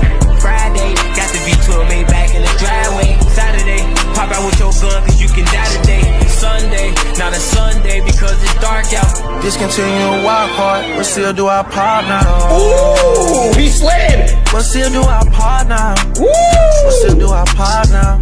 You know that the act on, I can't get no wild now. That's But fast. still do our part now. But still do our part now. Wait, Is there a longer version? I'm rocking with this. I think this is Dirk's song though. And by the way, I think this is a I don't think Drake sent it. I think Dirk's people sent Say it. I got the worst call, they lock Do our part now. But still do our part now. wait, I just realized, why did they have me preview that? Is it because I was on lean? I'm not on lean no more. And how does the boy know about? Yeah, nah, he's tapped into. Damn, that was hard. He talked about the walk, the act. Nah, but chat, all shit aside, I think he told me to skip it a little bit. with my shirt off. Tuesday I talk to Brody, them they getting burned off. Wednesday I got the worst call, they lock his nerves off. Thursday the same as Wednesday, that shit do hurt, y'all. Friday, got the V12 made back in the driveway. Saturday, pop out with your gun cause you can die today. Sunday, not a Sunday because it's dark out. Discontinue wild card, but still do our part now. Ooh, he slid. But still do our part now. Woo! But still do our This is a hit song. Dirk know how to pick him. I think this is a hit song. I think this is Dirk's song. Dirk finna go up. I think Dirk took my challenge personally. I've been talking to his manager a little bit. I think, remember I said that a lot of rappers who were popping 2 years ago, basically their stock going down. This was a testing period for Dirk. Will he meet the moment again and deliver again, or will it be a letdown? I think Dirk coming with that shit. I think it's him previewing it. I know some of y'all gonna be like, yeah, I think it's Drake previewing it, but I think this is Dirk previewing this song. It's clearly gonna be a single. Him and Drake. It sounds fire. Drake's parts sound fire. I love the melodic Drake, right? I love Drake with the melodies, right? And I think that's smirk in his bag. I'm gonna be honest with you. I like this song, or I'm kind of vibing with this song a little bit even more than I was vibing with the dun, dun, dun, like Laugh Now Cry Later. Like I like Laugh Now Cry Later as a song, but like really what hit mostly for the song was a couple of lines, right? Please do not play that little boy in the club because we don't listen to rats. So I'm liking this because I'm liking the melody already off rip. It's just kind of like this type of some smooth type of shit. So I'm fucking with it. Shit, I'm gonna try to see if I get this song early. I gotta hit up Dirk. I don't think this is Drake dropping this. Nah, I think Drake is doing features. Them niggas is testing it, and shit. I'm pretty sure this will give Drake some confidence if people are rocking with it, right? But I think all Drake original music, if it's his songs, I think he's just gonna put it out on 100 gigs. Yeah, because there hasn't. I know people keep like, why does Drake keep previewing music via streamers? Why does he have to send it to Ak? Like Drake don't send me music. I don't know why people think that. Why does Drake hasn't sent any of his music? Like this is serious. Drake hasn't sent any of his music to any streamer or me. That's just a fact. Super Soak was a Yachty song. Yachty had it for 2 to 3 years. Drake, this is the official story on it. Drake didn't give a fuck about the song. Forgot about the song. Yachty told me this directly. Ak, it was my song. I was telling Drake, yo, this shit's fire. This shit's a hit. Yo, Drake, this shit's lit. Drake motherfucking, like, not gonna lie, Drake, after Yachty sends it to Kai and Kai previews it, Drake is like, all right, cool, you know, we should put it out. If you're wondering why, actually, I won't even tell you why I hear Yachty wasn't on it, but yeah. So Drake hasn't sent music out to no streamers. And this just goes into people just not wanting, like, people just want to hate on Drake. This is clearly a Dirk song. Dirk is gearing up to come with an album. This is a Dirk song. The last one was a Yachty song. Nobody heard No Face before. Nobody heard Circadian Rhythm Language 2 before. Nobody heard Blue, Green, Red or whatever. Nobody heard a house thing with Lotto. Nobody heard, we didn't hear these other records. Do you get what I'm saying? Y'all think Dirk is ass? Bro, y'all need to, come on, get a grip. I think he told me to Yo, Dirk was floating on this. skip it a little bit. Especially, he changes his flow to, like, after, like 2 or 4 bars. Day I talk to Brody, them they get them birds off. Wednesday I got the worst party, like his nerves off. Thursday the same as Wednesday, that shit do hurt, y'all. Friday, got the beat right there, back in the driveway. Yeah. Saturday, pop out with your gun, cause you can die today. Sunday, not a Sunday, because it's dark out. Discontinue wild card, but still do our part now. Ooh, we slid. But still do our part now. But still do our part now. We know that the act on, I can't get no wild now. Fast. But still do our part now. But still do our part now. Wait, I just realized why they have Drake came on the song crazy. And I just got confirmation, just like that. See, chat? See, this is why I tell you I'm the #1 journalist in the fucking world. I didn't speculate, man. That's hitting niggas directly, dog. Dirk's man just said, yo, that's Dirk's song. 100%. That's Dirk's song. Okay? Told y'all. You know what I'm saying? #1 journalist in the world. We don't speculate. We just hit the direct sources, okay? So from Dirk Manager himself, that's Dirk's song, not Drake's song. So for all y'all haters, why Drake keep previewing music through Ak and the streamers? That's corny. Drake hasn't previewed a fucking song, okay? This is Dirk's song. Last one was Yachty's song. Get over it. Drake's still gonna drop music. Anyway, now this shit fire. Tuesday I talk to Brody, them they get them birds off. Wednesday I got the worst party, like his nerves off. Thursday the same as Wednesday, that shit do hurt, y'all. Friday, That voice right there, pause. Like, that voice right there, Dirk, you got it. Friday, got the V12 made back in the driveway. Saturday, pop out with your gun, cause you can die today. Nah. Yo. You know what's crazy, though? If I never knew Drake was on the song, No Diddy, and then I heard Drake's voice coming like this, nigga, I might have a sicko mode reaction. Nigga. Sunday, not Sunday because it's dark out. Discontinue wild card, but still do our part now. Ooh, he slid. But still do our part now. Woo! But still do our part now. You know that. So good. It's so good. It's so good. Act It's so, on. it's so good. It's so good. It's so good. It's so good. I would get a song early from Dirk, but I feel like one of y'all hackers is gonna hack me and leak it. No, we can't fuck up the moment. We can't fuck up the moment. Yo, Dirk. I'm fucking with it. Not a Sunday because it's dark out. Discontinue wild card, but still do our part now. Ooh, he slid. But still do our part now. Woo! But still do our part Yes. now.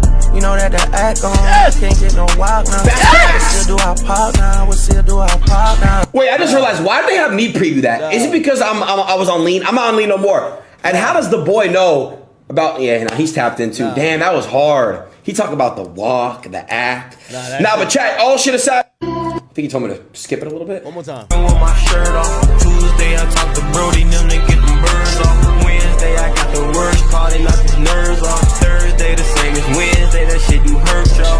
Friday, got the V12 made back in the driveway. Saturday, pop out with your gun, cause you can die today. Sunday, not a Sunday because it's dark out. Discontinue wild card, but still do our part now. Ooh, he slid. But still do our part now. Woo! But still do our part now. You know that the act on. I can't get no wild now. That's facts. Still do our part now. We'll still do our. Nah, that shit fire, bro. This shit fire, bro. That shit fire. For all y'all dick ride niggas, I want to know how the text combo goes between Drake and Aiden. It's not Drake, you dummy. Shit fire. Oh my God, why is it so hot? Oh, it's called Discontinuing? Oh. Discontinuing Walk Hard. Oh shit. Nah, that's fire. Oh, damn. I gotta fight the urge. To not ask for the song early. Oh, damn. This song's good. One more time. I think he told me to skip it a little bit. With my shirt off. Tuesday I talk to Brody, them to get them birds off. Wednesday I got the worst call, they knock his nerves off. Thursday the same as Wednesday, that shit do hurt y'all. Friday, got the V12 made back in the driveway. Saturday, pop out with your gun, cause you can die today. Sunday, not a Sunday because it's dark out. Discontinue wild card, but still do our part now. Ooh, he slid. But still do our part now. Woo! But still do our part now. You know that the act on. I can't get no wild now. That's facts. Still do our part now. We'll still do our part now. Come on, man. Come on. Who better than the boy? No, I'm sorry. That's just a good song. I'm ready for it. I've been waiting on, like, this is Drake's first major feature. I've been waiting for this shit. Wednesday, that shit do hurt y'all. Friday, got the V12 made back in the driveway. Saturday, pop out with your gun, cause you can die today. Sunday, not a Sunday because it's dark out. Discontinue wild card, but still do our part now. Ooh, he slid. But still do our part now. Woo! But still do our part now. You know that the act on. I can't get. Oh, nah, this is the one. Nah, this is the one right here. This is the one. Nah, this is the one. This is the one. I did tell Drake, I said the best song out of all them songs is Circadian Rhythm. That's the best complete song. The best rapping is No Face. And then the song behind that is It's Up. And then I would go, I guess, SOD. But SOD isn't officially released anyway, so yeah. Nah, this is the one. This is the first major feature. What y'all talking about? This is the first major feature. What the fuck is you talking about? Nigga, him and Sexy Red, nigga, they're just flirting on the song. That shit ain't no major feature. And him and Gordo, that don't count, nigga. The fuck? And what's the other one name? What's your shorty name? Sabrina? It wasn't Sabrina. What's the other one name? The TikTok girl? something with a C. I forgot even her name. Like, that's how you know she relevant. You feel what I'm saying? So this is Drake's first feature since the beef. Real rap. First feature since the beef. And I guarantee this is going crazy. Okay, I can't wait for this one. Damn. Let me see what Dirk been tweeting. Yo, Dirk has been tweeting.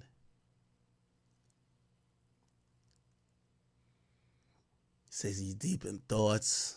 Yeah, okay. Little Dirk, Instagram. I told you. Bruh, one thing about Dirk do not miss the mark. That's a fact. My boy Dirk do not miss. Look, he said, feed the streets, and I'm not chasing a sound. Smirk music for people. Took me 2 years to understand. Had a Grammy in the trenches before I had a real one. Nah, Smirk the one. Nah, Smirk. You know what I like about Smirk? I'm gonna be honest with you. And this is gonna sound like y'all gonna be like, you dick riding, but I'm being honest with you. I think the difference between Dirk and a lot of these artists, we're watching him grow. Like, real talk. Like, of course you have the music, but we're watching him grow. Like, whether it's spirituality-wise, whether it's him as a man, whether it's his fatherhood situation, whether it's him with, obviously, him being in a relationship, trying to be a better man for his girl.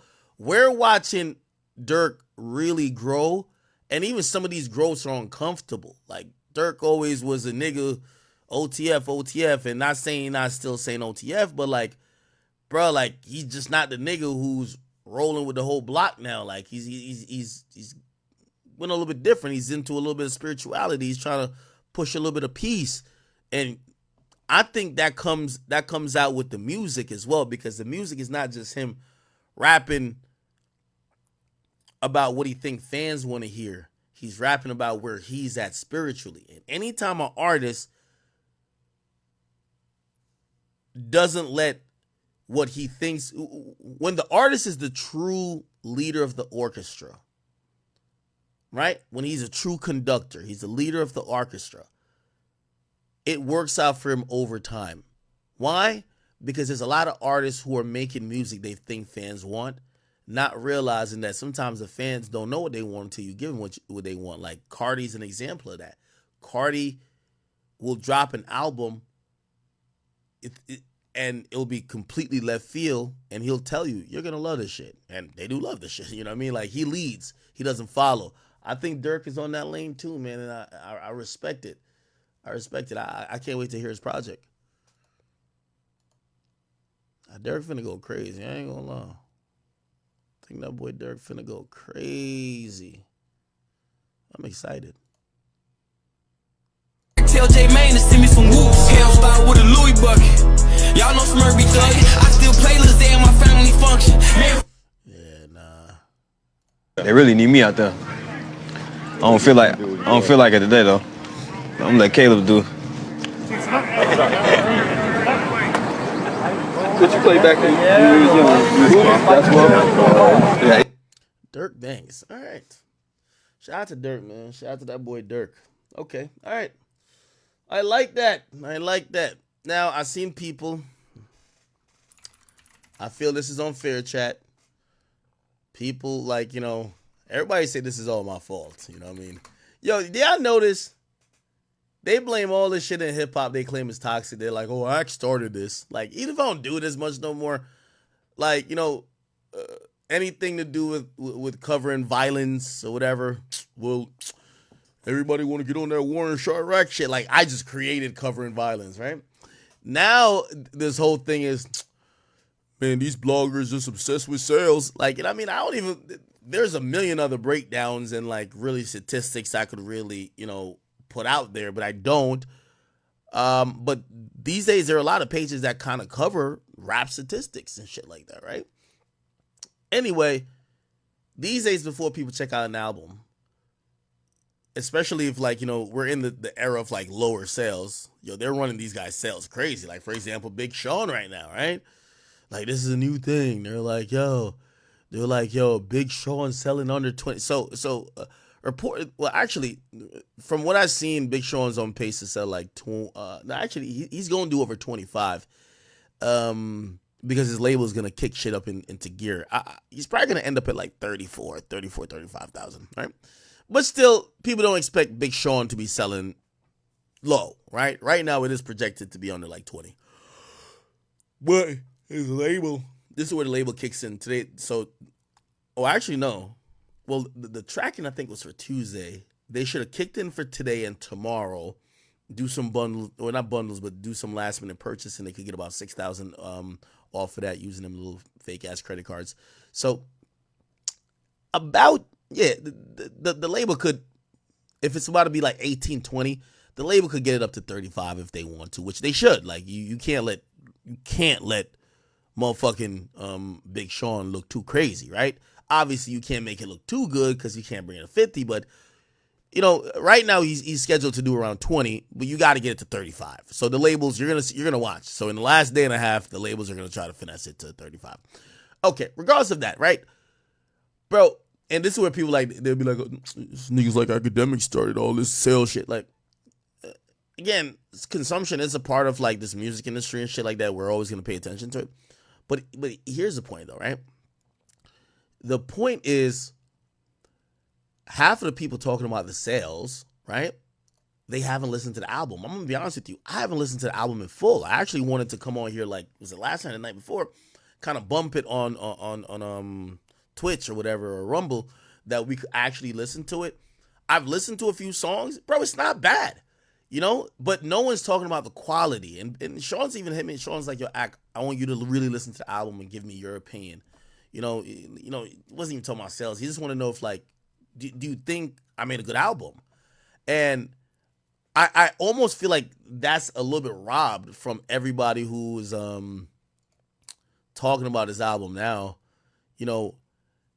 They're all just talking about sales. Why is he blackballed? Big Sean isn't blackballed. That's not true, right? But now we all kind of just care about the sales. So like people see he's gonna sell less than 24K, and instantly people are just going crazy, just only talking about the sales, not talking about the product. And maybe I guess I am a part of that because I haven't listened to the full album yet, but I'm not going to use that number to judge Big Sean's project and be like, we're just going to say it's trash, right? Like, Big Sean, to me, I think he has top 3 rap skills. I don't think sometimes he has top 3 rap motivation. And I do believe, he gets left out of that conversation by sometimes a lot of his doing because he don't seem like he wanted as much. But I really do think, I think this guy is good. So I'm going to give his album a listen, but I'm kind of sad in that a lot of people, they're only talking about the sales. Yo, he sold this, he sold that. They're not really like trying to crystallize and like contextualize his sales by if they like the project or not. They're just saying, he's about to sell less than 24. Yeah, he's officially done. Did you listen to the project? Most people seem like they did not. All right. Shout out to Big Sean, though, bro. Shout out to my nigga Sean. Look, and that's the thing. Everybody's like a music industry insider now, right? This comes out. Listen to everybody who's giving their opinion. He took 3 years off. Blah blah blah blah. They're only talking about the sales. They're not saying, First of all, Kendrick takes 5 years off. Like, again, some of it is the music, even though obviously I think the sales, again, clouds the judgment of certain people. But look at everybody. Sales are down across the board. This is not really a commercial album. Had no hit single before it dropped. One thing I'll blame is no strong single in addition to other things. Took too much time off. I haven't anyone mentioned the album since it dropped. He been around 15 years, man. Nothing happened. All right. So I think that's kind of sad. But shout out to my boy Sean Dawn, man. That's my boy. Okay.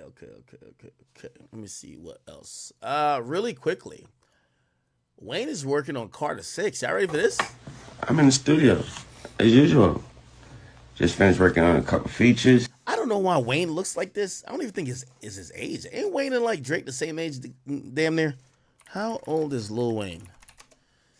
Yo, I think Wayne is like, and I'm not disrespecting him. I hope nobody that loves him or around him think I'm disrespecting him. But Wayne is the proof that like constantly like when I look at Wayne, it makes me want to slow down drinking now, right? Where I'm like, yo, I feel like in maybe 10, 12 years, maybe like health wise, and right now health wise, he looks like he's good.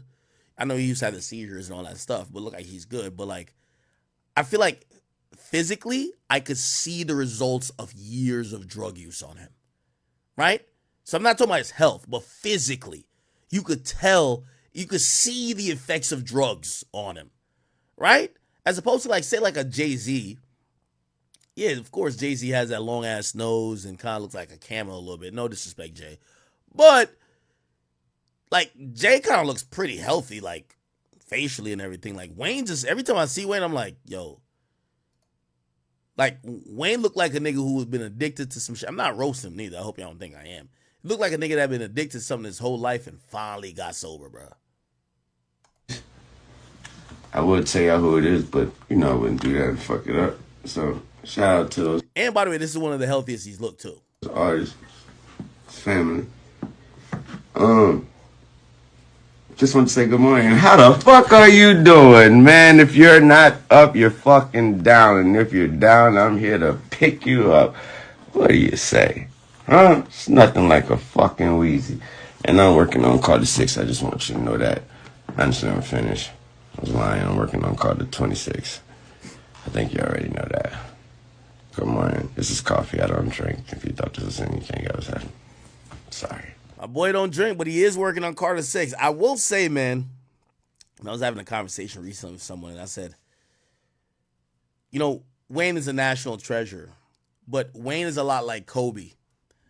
I think when the GOAT conversation goes down, Wayne is going to be left out of it a lot. Even though during the era of Wayne in 2008 to 2010, or actually let's go back to 2006 to 2010, when Wayne started claiming I'm the best rapper alive.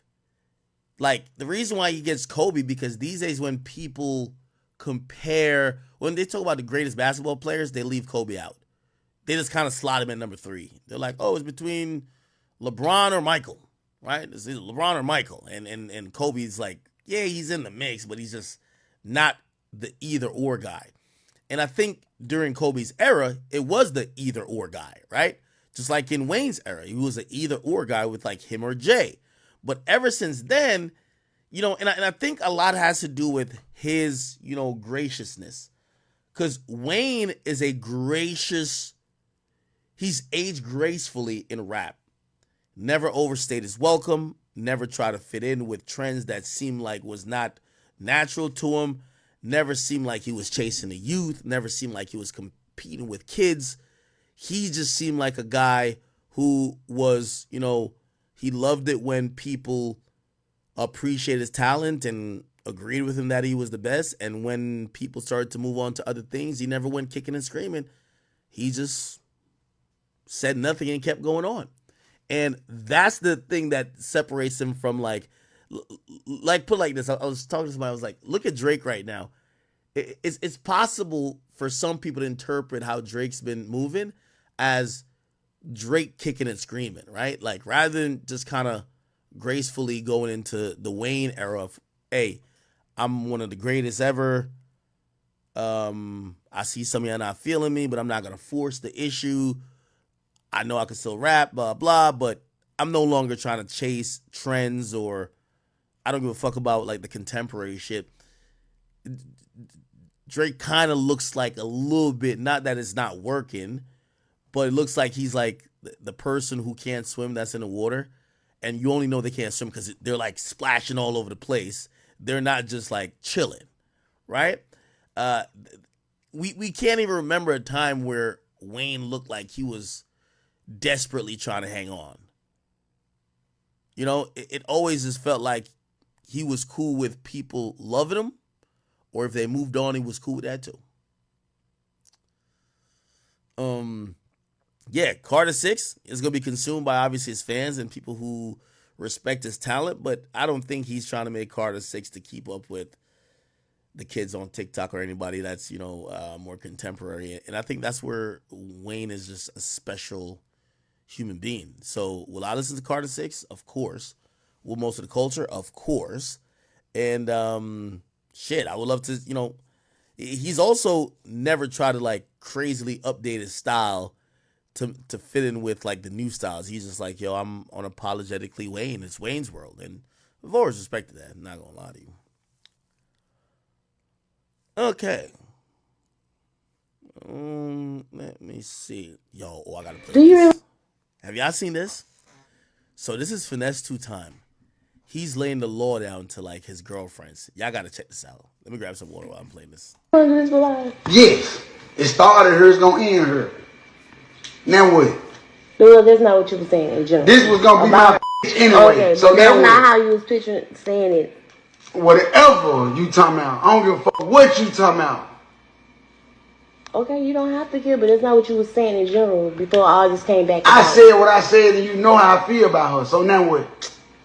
Do you really want to say what was going on when you You come can back say and forth? whatever the fuck you want to say. However I dressed it up, she heard. Okay. However I dressed it up to soothe your heart. You didn't soothe my heart. Well, what I do? I soothed your heart. So you did me a favor when I don't need you.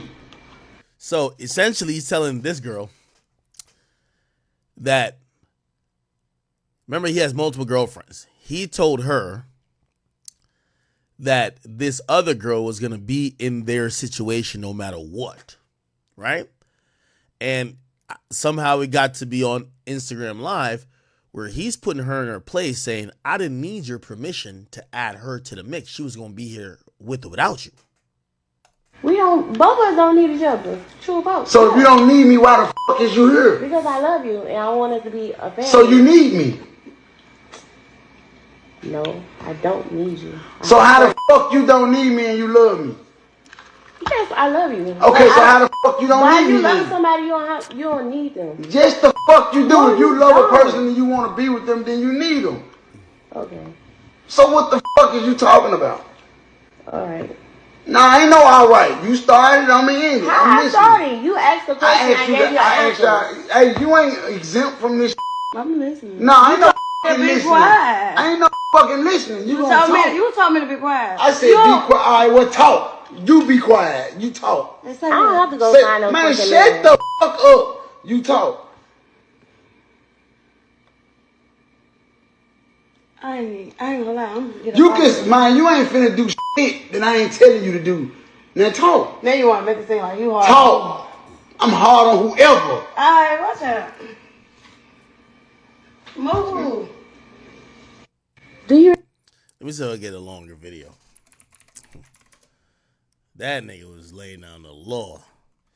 Finesse 2 times. Yeah, I want the whole video. I need the whole video of this one. But child, You did me a favor when I don't need you. So this was the other girl right here. Both of us don't need each other. True about. So if you don't need me, why the fuck is you here? Because I love you and I want us to be a family. So you need me. So what the fuck you mean by that? yeah, man, a lot of people. I'm trying to find the whole thing, but it looks like I can't find that. Is it this? My boy kicking his polygamy shit, man. I ain't gonna lie. Yeah, I see. Hey. All right, here we go. Oh, Listen, you was talking about Atlanta. the. You talking And I was on the verge of don't coming bring back. this shit up. Why would there even be a abbreviation in your vocabulary? Why would HBIC even be a abbreviation in your vocabulary, knowing that if I'm the head bitch in charge, she a head bitch in charge too? So you don't feel like y'all equal if I love both of y'all the same? This ain't have nothing to do with her. Why would you say it if you didn't say, bitch, me and BBJ run this? I guess this girl said that she's a head bitch in charge, and Finesse is saying, I got 2 of y'all hoes. If you the head bitch in charge, she the head bitch in charge too. That's different. Versus saying, oh, I'm the HBIC. That's just like me being on a basketball team with niggas and they say, oh, I'm the captain. knowing that me and him the captain. Fuck you mean, my boy? Fuck you talking about you just a captain, my boy? But let me tell you something with you, though. You got it bad thinking a motherfucker don't see the shit that you do. No, I don't. Alright. Keep that lame ass got him up now. Alright. This some Memphis shit, isn't it? HBIC even. The other night, he told me, lay by him. You didn't even get in the bed. You sat in that chair all night. Straight up. When I went to sleep? No, you still up. You was something. You weren't paying no attention to her, but I was. And you wasn't finna come around and lay on my side. Like, you wasn't finna do that. Mm-hmm. So, you told him to scoot over. Me to scoot over right. instead of getting on your side. Right, but I don't have no problem with him. And that's why I go lay in that same spot every time. If I be by him, it's because he told me come scoot over here. Right. But today he told me come lay on him, and he was like, come tell Sugar come lay down too. And I told him, you know she gonna want you to get in the middle, so go on, come on, let's scoot over first. But you not gonna do that. You not gonna. She don't think a motherfucker see that type of shit. Right, and she said, but she really think that a nigga. When she was sitting outside, or do you think she seen it just and want us to be bothered by it? What? I mean, so that's disturbing in the piece, bed, right? so I have to be on the end. And then she said, "This my cuddle buddy." Talking about to Clever. Clever, yeah, I peeped that. I text. You know I'm here. You know I'm here. But you know. like, but she trying to act be my like she's not here. bothered by that. But I know she is. Like I know her, so I know she is. I know what the fuck. So that's why I be trying to not do that. Cause last time I didn't give a fuck. Like, and I was just. All right, now let's get to the bottom of this. All right, boom. I sleep with my lady. All right, pause. I've been putting her in her bed, so I belong on the end. Pause.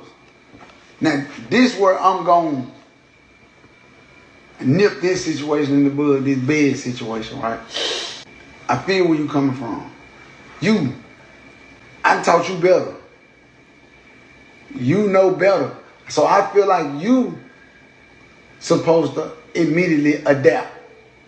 Hold on. But you gotta understand that we done went 8-9 months with nobody sleeping in the bed with us. And how many times have I told you this? I understand it, but I'm saying, but do you really understand it? You know what? I feel like you do because you ain't saying nothing about it. You ain't. Exactly. This your first time ever speaking on it, but I know how you feel. But Oh, thank you. Somebody says, damn, they got a whole page with this. Nigga, we not watching an hour worth of this bullshit. No fucking way.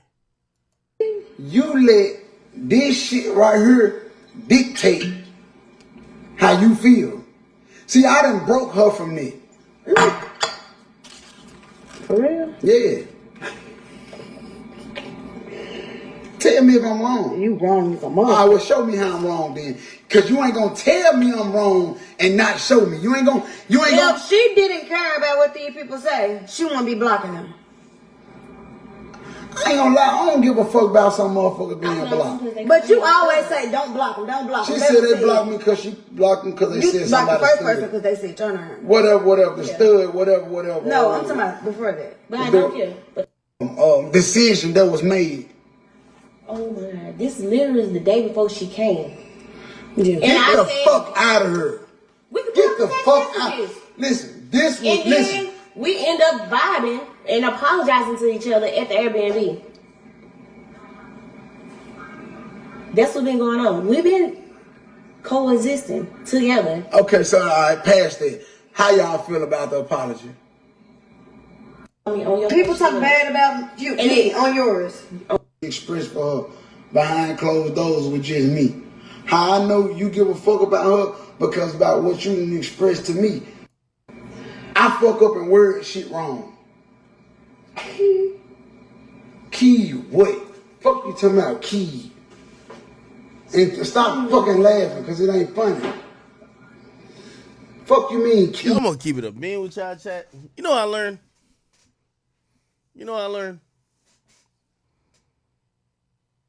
I think I got this whole shit fucked up, man. I learned from Finesse 2 times.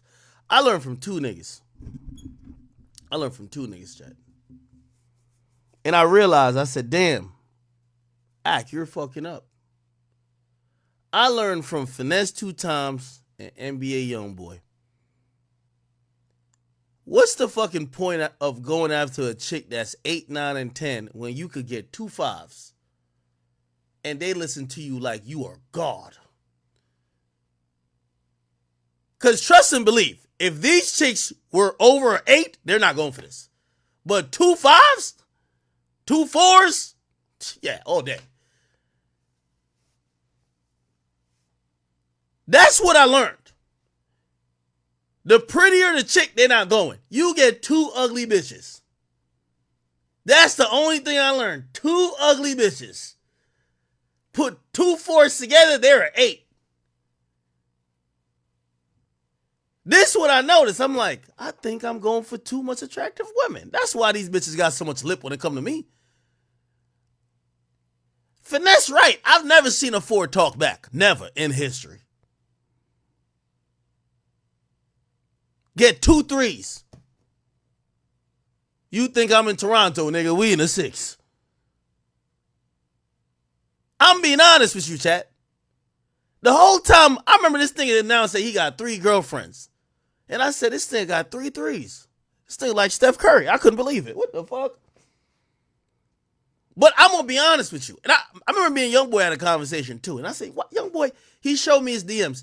Nigga, there was every bad bitch in the industry in Youngboy DMs. And I'm looking at him saying, Youngboy, why you not with all these bitches?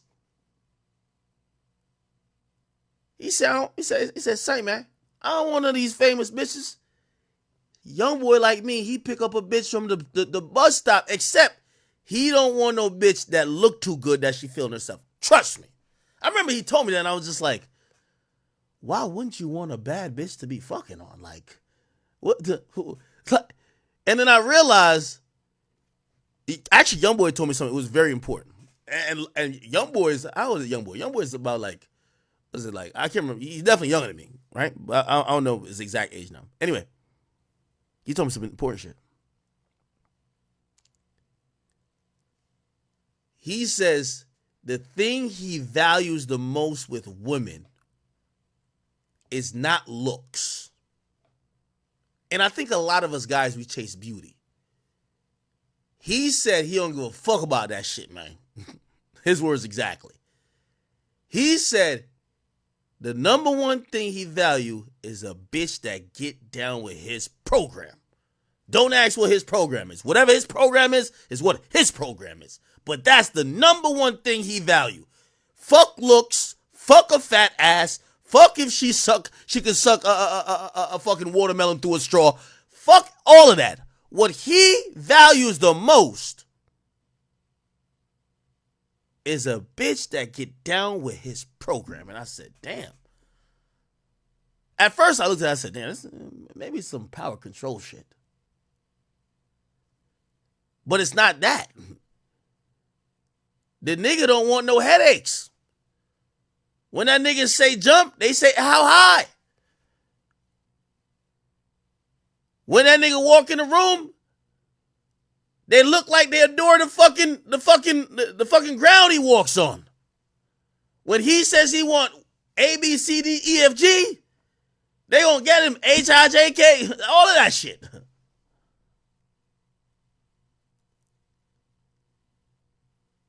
And I said,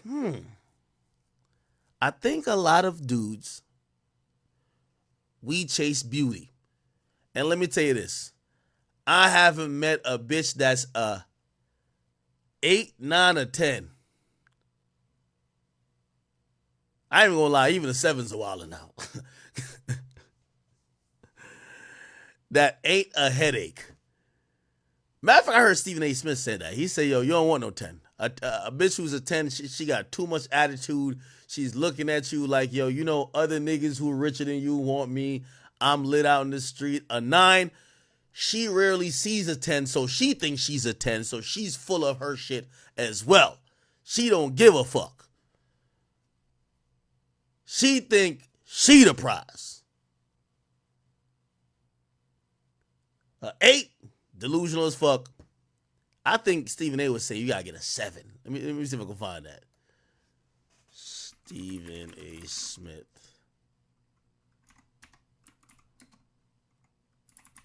Let me see. Right here. 10, fine as all get out, tat out, body, looking fine, everything like that, got it going on. Too much maintenance. Too much. Because she knows she fine. Right. And you're expendable. She could take you or leave you. Right. Stephen A. Smith shared why he thinks it's better for Let me see if I can get. Where is that? Is it this? Yeah, I think it is. Maybe it is. I'm trying to get it without the fucking commentary. Whatever. Let's put a commentary back in there. 10, fine as all. Okay. That ain't acting that way still require more from you. But want a strong 7. So he said you want a strong 7. Here we go. Tell you why. 10, fine as all get out, tat out, body, looking fine, everything like that, got it going on. Too much maintenance. Too much. Because she knows she fine. And you're expendable. She could take you or leave you. A 9, that's a problem too. Because you got enough people telling her she's a 10, so half of them acting that way. And by the way, the ones that ain't acting that way still require more from you than what others might. And so you got to be up on your game.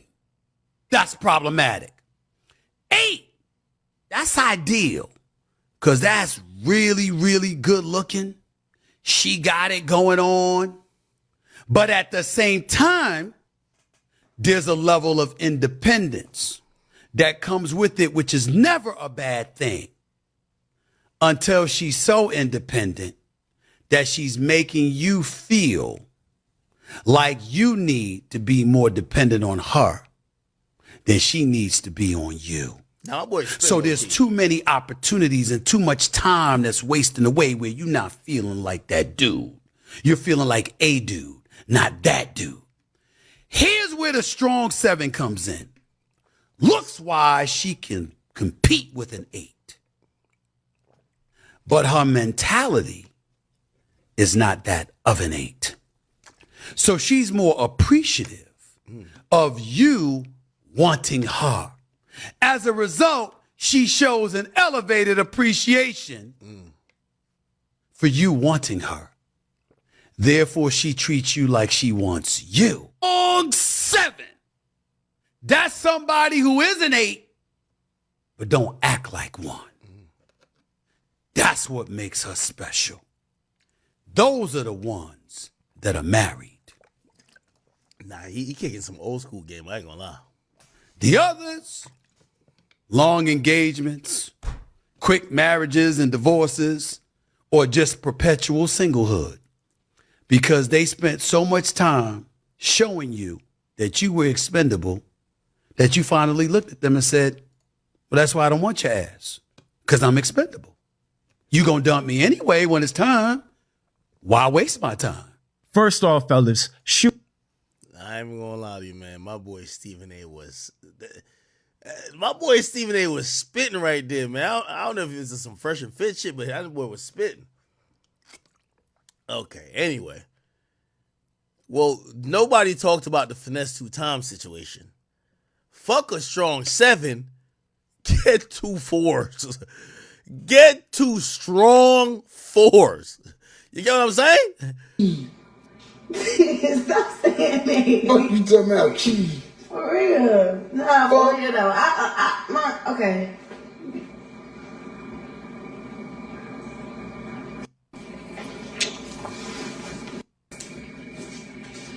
It makes us closer to the goals, to our goals. We ain't kids.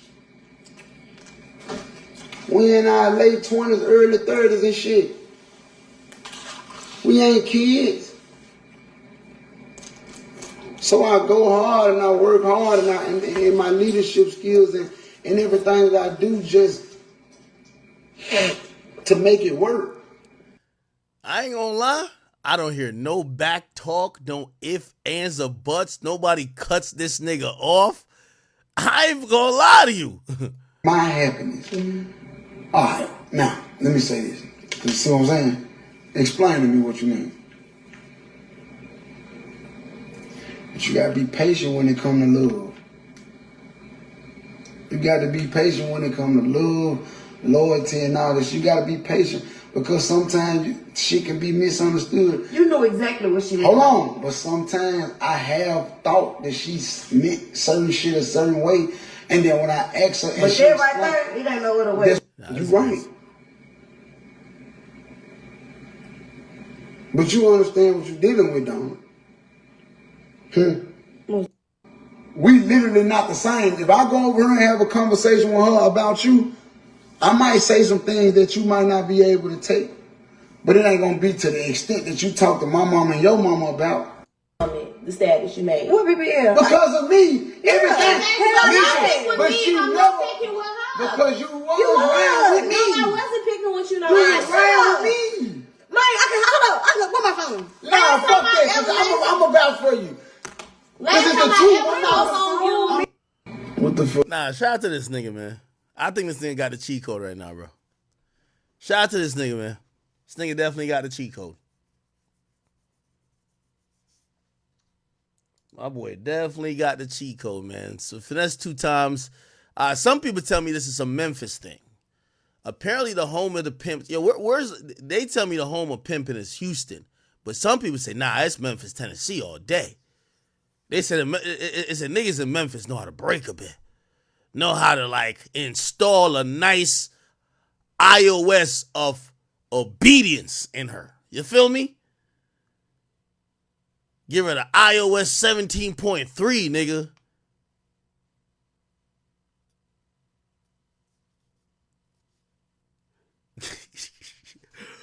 What you looking for?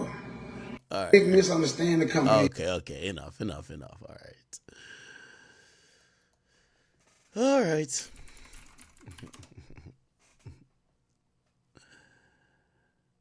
Let me see what else been going on. Yo, chat, we've been on this bitch for 9 hours. What's this? Ray J. Yo, this nigga mad at Joe Budden again, bro.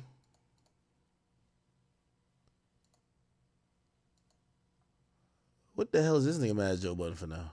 Hey, somebody get this message to Joe Buttons. No, nigga, your voice ain't deeper than mine. Shut the fuck up.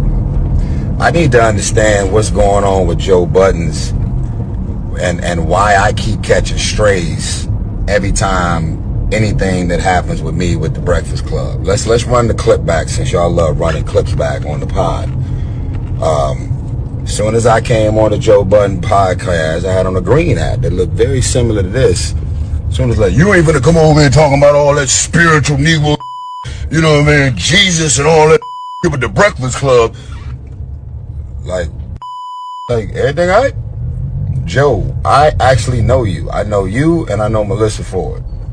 I've done too many turn-ups with Joe Budden. Like, that's my so I thought. Every time I do anything that's got to do with the Breakfast Club and then attempt to follow the Breakfast Club with Joe, I'm just catching straight. So I'm like, yo, you got a problem with Envy and Charlemagne? Y'all need to address that, bro. Because what the fuck that's got to do with me? And how do I got on your pod, who I just met, who got my back more than a nigga that I actually know? And even the on your pod was like, yo, after I met Tyrese a couple times, I'm good. I don't want to have that conversation. You kept going. You went as far as calling me bitter. You see this hat right here? This is commit suicide. This is why black men and men in general don't say, don't act like nothing is happening, don't act like they feel nothing, ain't going through nothing, ain't carrying nothing. I'm a grown man, bro. You could have all the fucking influence in the world, you'll never be able to convince me that I'm bitter. Hey, somebody get this message. I don't get why they be. What I'm feeling and what I'm carrying and what I'm processing is some shit you've never experienced before because you've never been married. Probably been engaged a few times. That knee is getting old, Joe. You ain't gonna be able to keep putting that just for men on and covering up that. I'm 45. I probably got 2 gray hairs in my goddamn face and I just do like this with my finger. Boop and boop. You Papa. You Papa Joe over there, bro. How long you been with your girl? That knee, When you gonna pop that knee? That knee is getting old. You gotta get down on that knee one last time. Man, it's cool. We all uploading sexy, voluptuous, better halves. Only reason I ain't went to that other level in mine is because I'm literally still in the middle of a divorce. Nigga just refused it. She let me go, but refused to let me go. I don't know what the fuck is going on. Yo, Tyrese is bugged out, man. I like Tyrese, but like Tyrese is perpetually stuck in like baby boy vibes. Yo, Tyrese every week is complaining about how the courts is running him through the system and taking advantage of a black man through child support and alimony. And Tyrese is on here telling niggas to go get married. Tyrese, you are the biggest example of why niggas don't want to get married. We've seen you cry. What more do you want from me? We've seen you have mental breakdowns over the court system taking you to task on, you know, obviously, whether it's a marriage or whether you have kids with somebody, you hope it works out, but it's a very good possibility that it could go and turn into something where you have to involve the courts. And yet a number one reason nobody wants to be crying online like you like this, bro. This is like your second or third divorce. I cannot even keep up with it. But, bro, I'm going to be honest with you. You can't be the nigga that's telling niggas to get married. Because you keep telling us why we should feel bad for you for going through the things of going through getting married and then going through the divorce process and then also child support. Hell nah, Tyrese. Again, whatever you and Joe got going on, good for y'all. But nah, Tyrese, I'm not rocking with this one, brother. I'm not rocking with that advice. What I'm feeling and what I'm carrying and what I'm processing is some shit you've never experienced before because you've never been married. Probably been engaged a few times. That knee is getting old, Joe. You ain't gonna be able to keep putting that just for men on. Yeah, I'm not rocking with that. My feelings are. Who the heck is this? And I married you after you ate somebody whole booty sandwich. Yeah, I'm not trying to make this a big deal. I'm pretty sure y'all don't give a fuck about this. Yo, this is crazy to me too, bro. I ain't even gonna lie to you. I read a comment. About this. So this is NLE Choppa's baby mama, and somebody made a comment today online. They were like, "Yo, back in the day when niggas used to be like FaceTiming with girls, you almost had to trick a girl. Like you almost had to like try to finesse. Like, oh shit, like let me see your outfit. Oh, do a spin to like see a girl's ass. These days, a girl would get online naked, just split her ass cheeks open, no OnlyFans, no nothing, just to show your ass. And I really thought about it and I said, it's motherfucking true. Like, yeah, like back in the day, to see a girl's ass, you had to keep it low, and you know what I mean? Like, you know, sometimes you walk by a girl, you gotta like play it off like you had some reason to look back to see what she got. These days, chicks just get online. First things first. First of all, I ain't gonna lie, man. Man, fuck. Again, I ain't gonna lie. Actually, let me not say fuck Pretty Little Things or Fashion Over or whatever. Whoever keep making these bodysuits right here. Because trust me, easy access. I get it. But all these chicks, I forgot who said this. All these chicks look like goddamn wrestlers. You know what I mean? They come out with the same little bodysuit. Moose knuckle bulging. Ass just showing. And they get online and basically. What surgery, girl? I ain't had those. This is as respectful as you could even see women these days online, bro. Like, like the majority of how online is used just to show off a woman's body. Well, if my butt don't match my thighs, it's on me and it's not on you. So why the fuck do you care about it? Why do you care?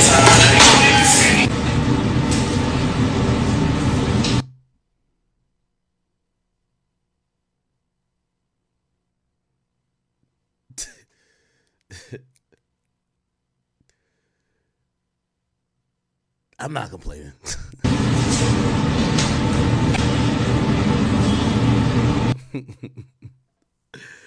Yo, I seen somebody in the comments was like, yo, back in the day we used to have to finesse for a girl to do this. Now, this is number one thing they showing off, gang. I know my hair has gotten so long.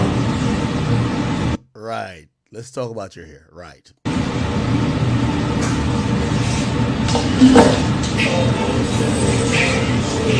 Oh man.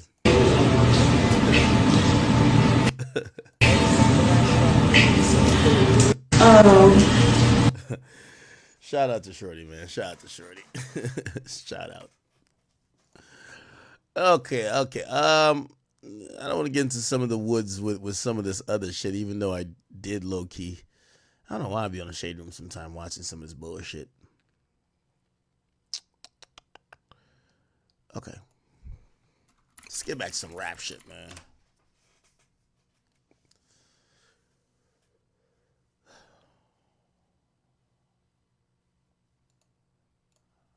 Boosie partying with the people.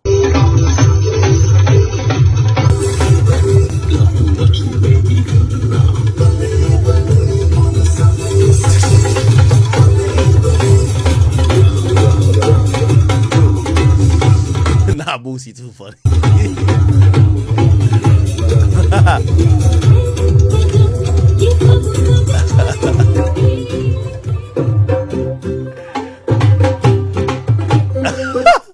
Nah, this is too funny. Nah, Boosie. Yeah, get him a verse, nigga, just like you get him niggas in San Diego, Boosie. Come on. Look at Boosie's face. Nah, yo, Boosie got to be like a great actor, bro.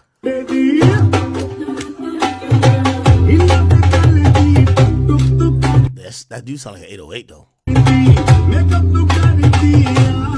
Got a little bop to it, don't it? You know that song? Soon as the beat drop, what's the name of that song?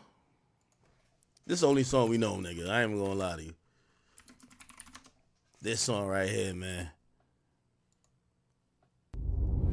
Right. And to on. No, nigga, what the fuck? Nah, the one with Jay-Z, nigga.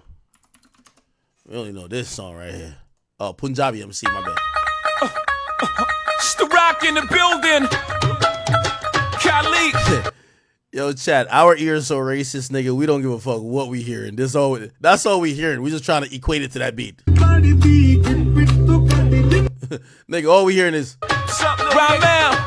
Pharrell in the house. Nigga, that's all we hearing, nigga.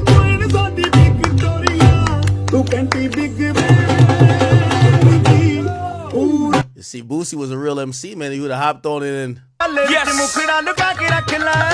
Live from United States, Brooklyn, New York, it's your boy. I ain't gonna lie. Jay-Z floated on that shit. As soon as the beat drop, we got the streets locked overseas. A Punjabi MC in the rock. That's fire.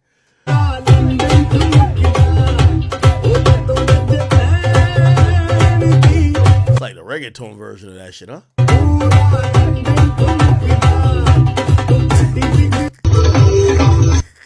Shout out to Boosie, man. Oh, what's going on in here? Oh, damn. All right, some jail pictures from some Negroes. Okay.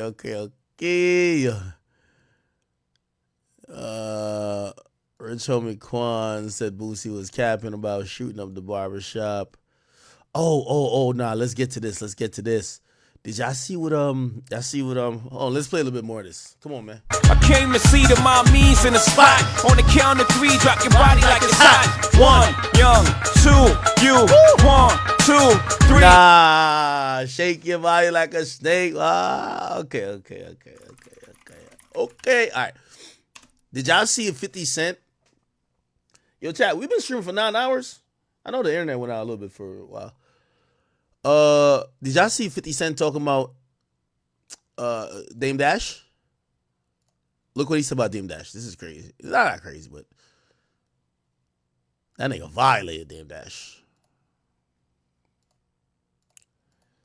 This is what he said about Dame Dash. Let me find that. Where is it, people? Is it this? No. I'm going to Twitter if it's saying this right here. By the way, great interview by Wallow and Gilly. 50 Cent Dame Dash. Here we go. How much money did he give you? How much money did he give you for that first deal? I got $1 million. Cash, after taxes. The only person that pointed out that $1 million was no money was Damon Dash, and he has no money now. Yo, why 50 sounds so mean when he said that? I know 50 was kind of lit, by the way. He was lit. This is an interview they did in Shreveport, Louisiana, when he did his Harmony and Humor event, and they did this interview like backstage or whatever. Was Damon Dash, and he has no money now. The only person that pointed out that $1 million was no money was Damon Dash, and he has no money now. That sounded so mean.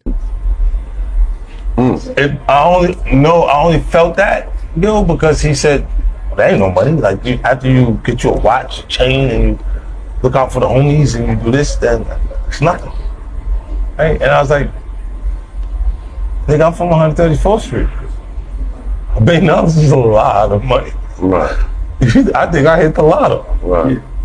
Are you gonna say there's no money? Like, and I just never forgot that because of how it felt. Was that the only offer you got? What any other labels offered you? I met with everybody. I met with Clue, Desert Storm, all of them. It's because I wanted them to say they was doing the deal with me. You heard what 50 said here? With everybody. I met with Clue, Desert Storm. The only offer you got? I just never forgot that because of how it felt. So Dame saying that to him, he said, I never forgot that because how it felt. You know, Maya Angelou has a quote. He said, people will forget about what you say, but they'll never forget how you made them feel. And clearly that feeling, it wasn't about the quote necessarily, but that feeling that 50 got was he probably felt like Dame was trying to make him feel small or make him feel like he was cheap or he was whatever.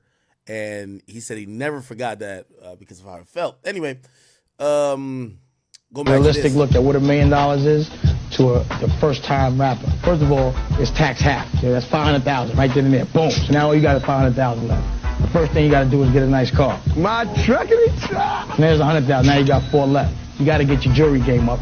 And things are costing a lot lately. I like necklaces. So let's say you spend $100 on the low ball side.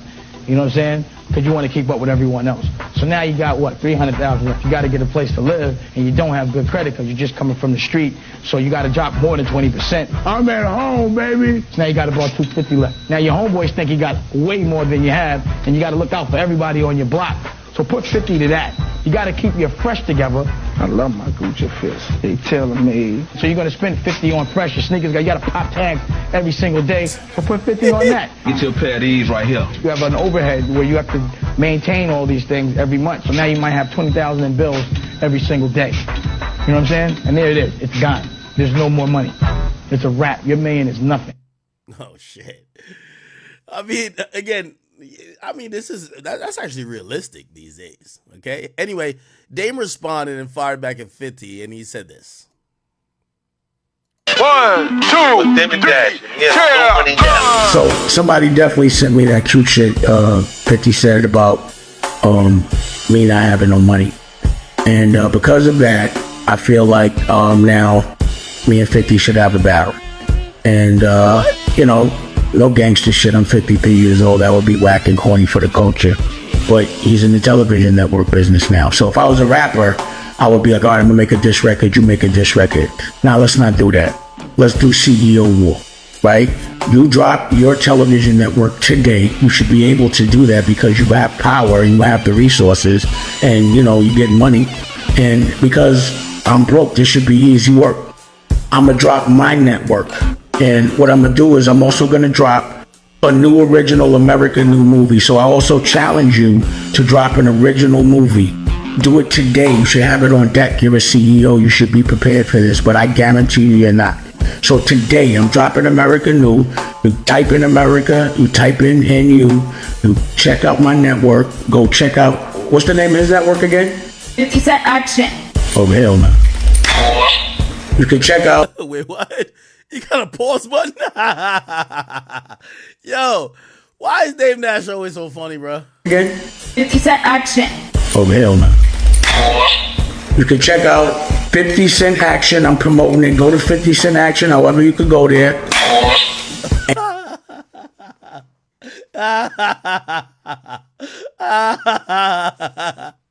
And go to America New, type in America, type it in you on any app store, download it, and tell me whose app is better. But I need you to show up for this battle, 50. You know what I'm saying? And also, I'm gonna drop a new movie, The Prince of Detroit, an America New original, and produced by us, and we put it in theaters, and now I'm putting it on my own streaming service, you know, because I ain't got no money. And also, I'm gonna do a full interview, and I'm gonna put it on my network first, American New, and you'll be able to see that as well. And you know, again, let's just compare.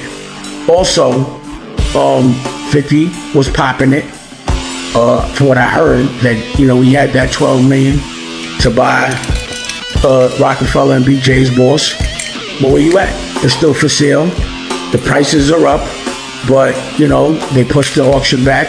The starting price was 1.2, now it's 3 million. If you got it, like you say it, buy it. I challenge you. So, let's keep it. Television Network, CEO, and watch the full interview on America New. Watch a new movie on America New, and tell me whose network is better. 50 Cent Action.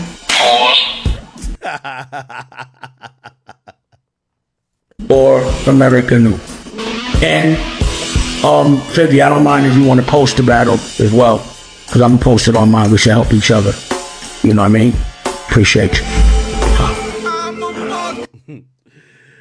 50 definitely ain't gonna go back and forth with him. But I'll say this.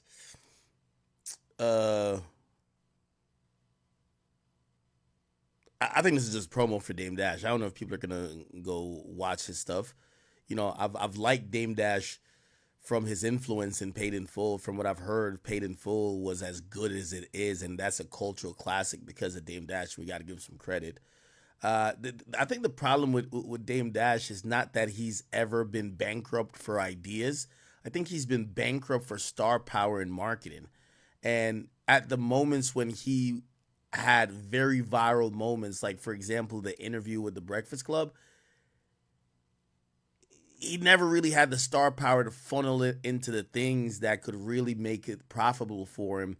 And this is where the whole thing with Jay-Z comes from. Like back in the day, yeah, you have the charisma, you have the idea, you like being the independent one, but you need the star power and the influence of Jay-Z to really sell or market, whether it's Rockefeller or any type of subsidiary that comes from that, right?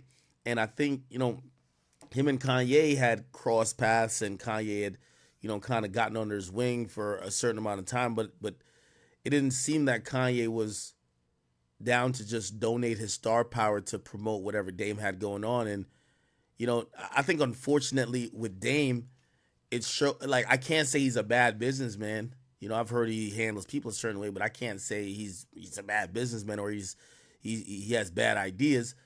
But one thing I could say is that we never really see these ideas really take off or go anywhere. And the reason why, if like 50 Cent's probably not going to respond, is that 50 doesn't need anyone to get attention. Like 50 is walking attention, right?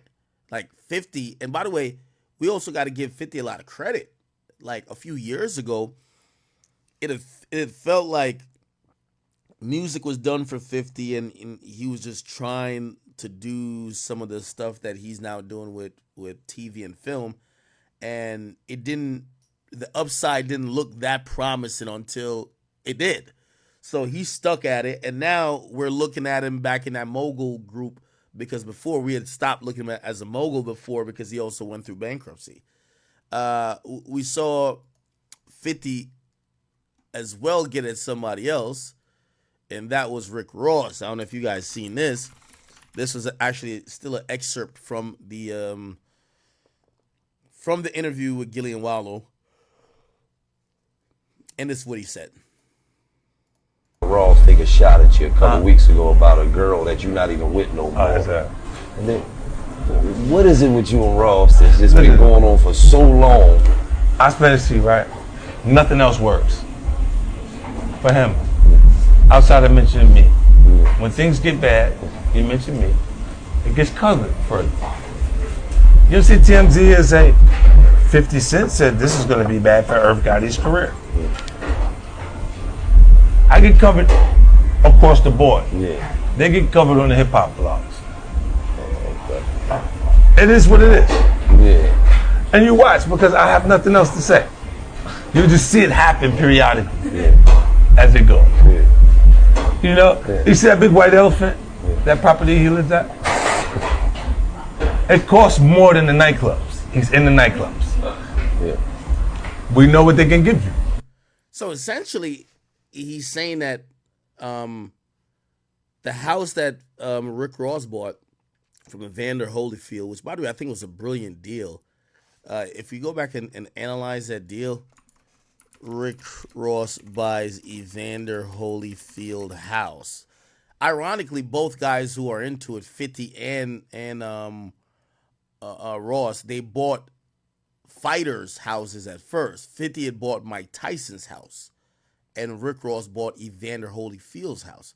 So when he had bought it, this is 2014, it's a 109-foot mansion, and it looked like this initially. It pretty much kind of still looks like, damn, this looks like the fucking Pentagon, don't it?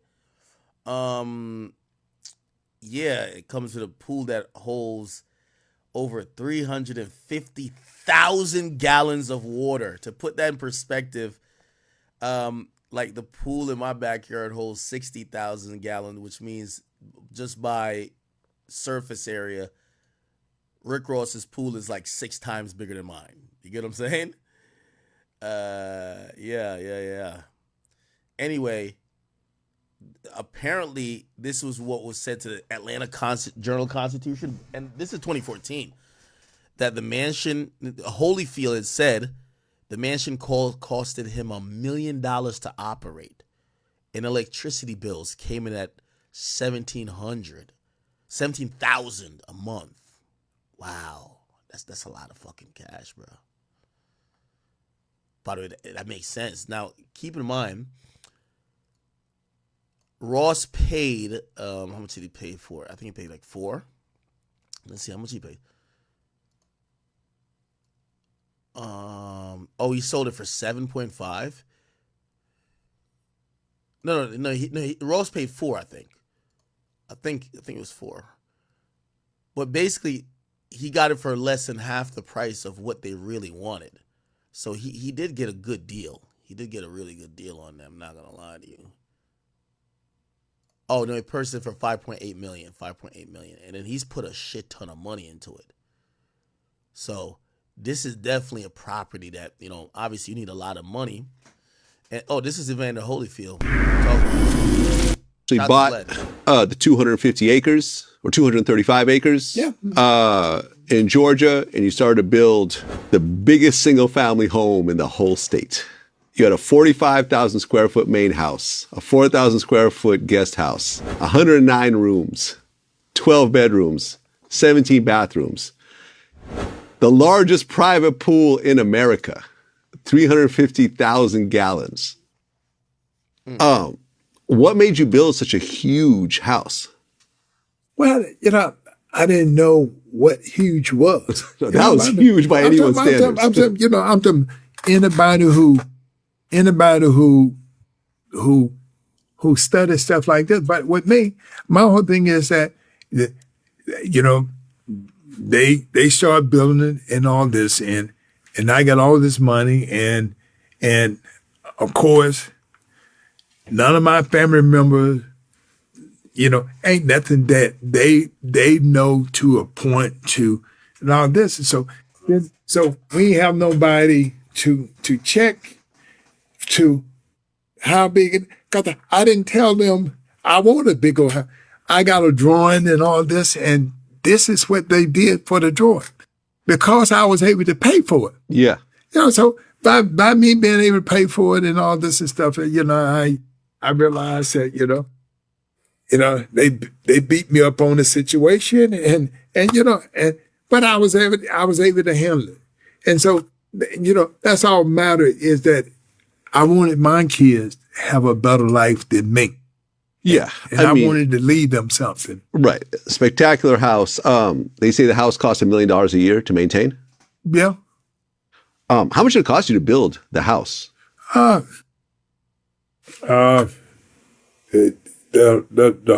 whole thing about 15 million. 15 million. Then the land. God damn. And yeah, well, and the land was relatively cheap. I'm assuming. I got all that land for little nothing. Yeah. Yeah. Right. I mean, they're saying that after everything was built, it was worth like 230 million. Yeah. Like, it was spectacular. Yeah. And you know, I talked to your old assistant this morning, and she said that you really use this house, you know, to help underprivileged kids. You'd have these huge. Okay. He lost the house too. And I guess Chase Manhattan bought it for $7 million. And what exactly happened in that situation?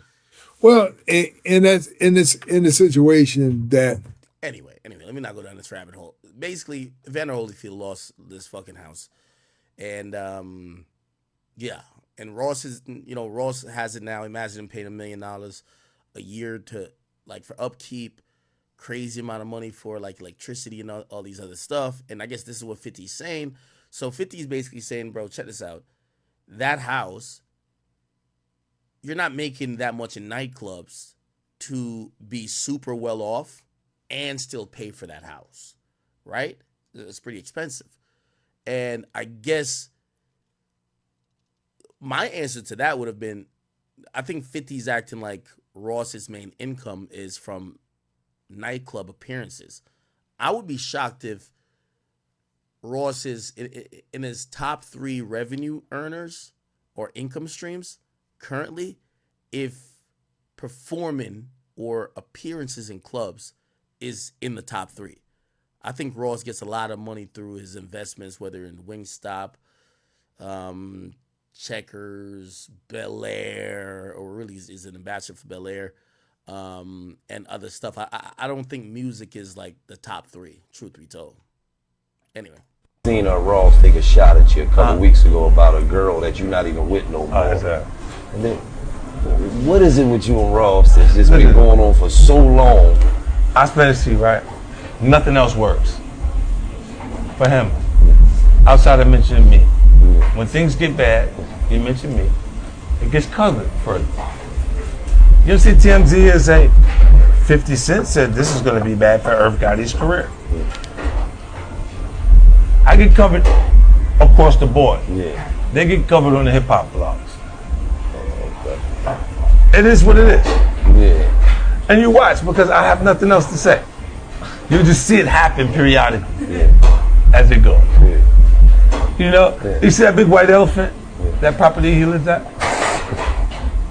It costs more than the nightclubs. He's in the nightclubs. Yeah. We know what they can give you. Seen Ross take a shot at you a couple weeks. They can't pay you more than they can pay you because the room can't hold enough people for them to give you the money to stay there.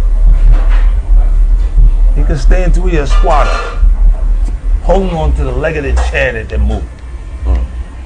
But that's what it is. It's just a part of presentation. Yeah. Come on, bro. You can see this. You don't need me to say this. You know this. Yeah. Look at it. What kind of rich nigga cut his own grass? Why you out there cutting your own grass? You trying to save money, nigga? You don't want to pay for the lawn to get cut, huh? Let me ask you the this. AC broken in the motherfucker. Let me ask you this. I do believe that Ross, I think part of why he does the car show and has the animals is to offset some of the costs, whether it's property taxes or, I don't know if he probably doesn't, maybe he doesn't have a mortgage. I don't know if he does, but I think he's definitely, trying to turn that property into somewhat of an asset or something of a one of the phenoms of hip hop that could be beneficial to him in earning revenue. That's why he does a car show at his crib. I definitely think that. Anyway, Ross quickly responded, and he responded like this. And for the record, this is a fact. This is the largest residential swimming pool in the United States of America. United States of America. That's right, the US of A. And for the record, this is a fact. Then he addressed 50 directly here. Be wanting you to lose like he just bought the Holyfield mansion. Damn. He bought a jet. Damn. Oh no, 4th annual car show. Damn. I just seen a clip of the Wallow show where he was interviewing 50 Cent and the other little dude asked him a question, small talk. But ultimately the question that, by the way, he don't like Gilly, that's why he won't mention Gilly's name. should have been asked was, you jumped out there during the beef, the West Coast versus the Canadian, and I thought Dr. Dre put you on. I thought Dr. Dre was the set. I thought you was loyal to Dr. Dre. You mean you went with the Canadian over Dr. Dre? Who you say changed your life? I ain't know. I thought loyalty. But you did shut the fuck up once the Canadian took the L. You got totally quiet. You did. So, since these niggas count my pockets, I'm gonna let them know my next move. My next move finna be Thriller in Manila 3. Mike Tyson versus Evander Holyfield 3. Once Tyson knock out Jake Paul, I'm gonna get Tyson and Holyfield a fight. One thing about Ross, he always gonna have his product in his hand while he talking shit. In my front yard, I'm gonna put a ring right there. And it's gonna go down in my front yard. I want the judges to be Snoop Dogg, Kevin Hart, Akademiks. Oh, you hear me? The ring gonna be right there at the promised land. Thriller in Manila, the biggest. Now, by the way, thank you for graciously for asking me to be a judge. I'll definitely be a judge.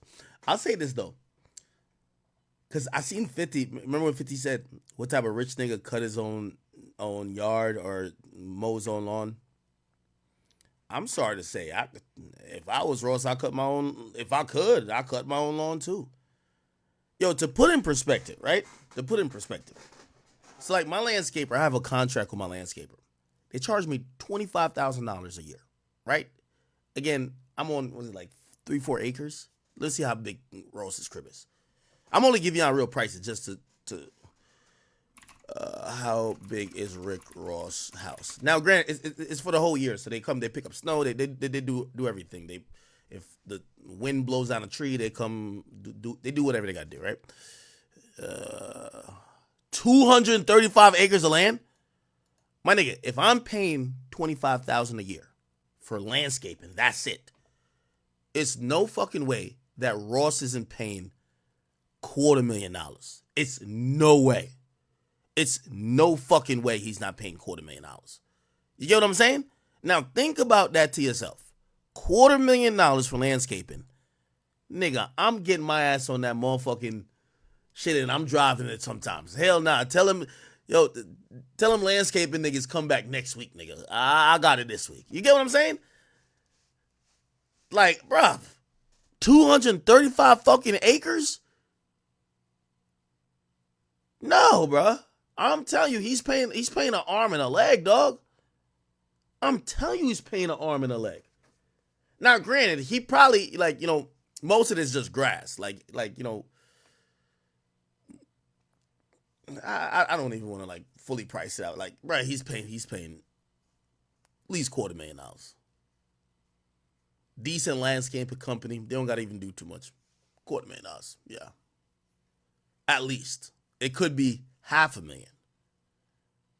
Now, if you think about paying $500,000 for landscaping, you tell me you too rich to go get your ass on that motherfucking lawnmower and just drive it around at least like a few times? Nah. Anyway, I know some of y'all be like, well, if you got the crib, you shouldn't be caring about the bill. Still a lot of money, my nigga. I ain't gonna lie to you. That's a lot of money, bro. It's a lot of money. Like, this nigga's house is so big, he needs a golf cart to get to where he needs to. Look, this is where I want to have the ring at in Thriller of Manila. right in my front yard. We got acres and acres and acres. It'll be right here in the front yard. You understand what I'm trying to say? Yeah, and chat, I agree. I think he spends. Listen, the maintenance in 2014 may have been like $1 million. Ross is spending like $2 million at least. $2 million for the maintenance. No, for bills. Let's just say bills. So we're talking about all your bills, landscaping, shit gonna break all the time. Trust me, when you got a big house, bro, shit break all the time. Nigga, I got, like in this crib, bro, I got 6 AC units, bro. Like the AC people they came here like 3 times, like in the last week and a half. Like one zone just goes down. You get what I'm saying? Now obviously it's on a warranty, so they do it free because I already paid for it. But like, your Ross got 109 rooms, my nigga. Trust me, my nigga, 109 rooms, my nigga. You're just going you need a maintenance crew for that, unless you're gonna just let it run to shit. 109 rooms, you need a maintenance crew for that. So you need a maintenance crew, you need a cleaning crew. You probably are just gonna hire your own landscaping people, or you're gonna hire a crew that do maintenance and landscaping. That's probably the smarter thing. Just give niggas salaries, right? Find a couple Mexicans. No disrespect to my Mexicans. I love my Mexicans. But find one of them niggas who could do everything. Bro, you mow the grass, you change a light bulb, you fix a cabinet, you fix the pipe. You do everything, nigga. Okay? On Mondays, you mow the grass. On Tuesdays, you do this. Like, and you pay that person, I don't know. Say you pay that person $70,000. They work for you every day. You hire about like 8, 9, 10 of them, right? It will make the prices go down, because if you're getting just the lawn people's gonna give you a wild price. Then you're gonna get the maintenance people, they give you a wild price. Then the maid gonna get, like, the maid services, they give you a wild price. So I'm pretty sure he just hires people like full time, and those people kind of just maintain the property and kind of do everything. That would make sense. You get what I'm saying? Oh, Tia said the AC was broke? Oh shit. Bro, like, bro, look at the house from above.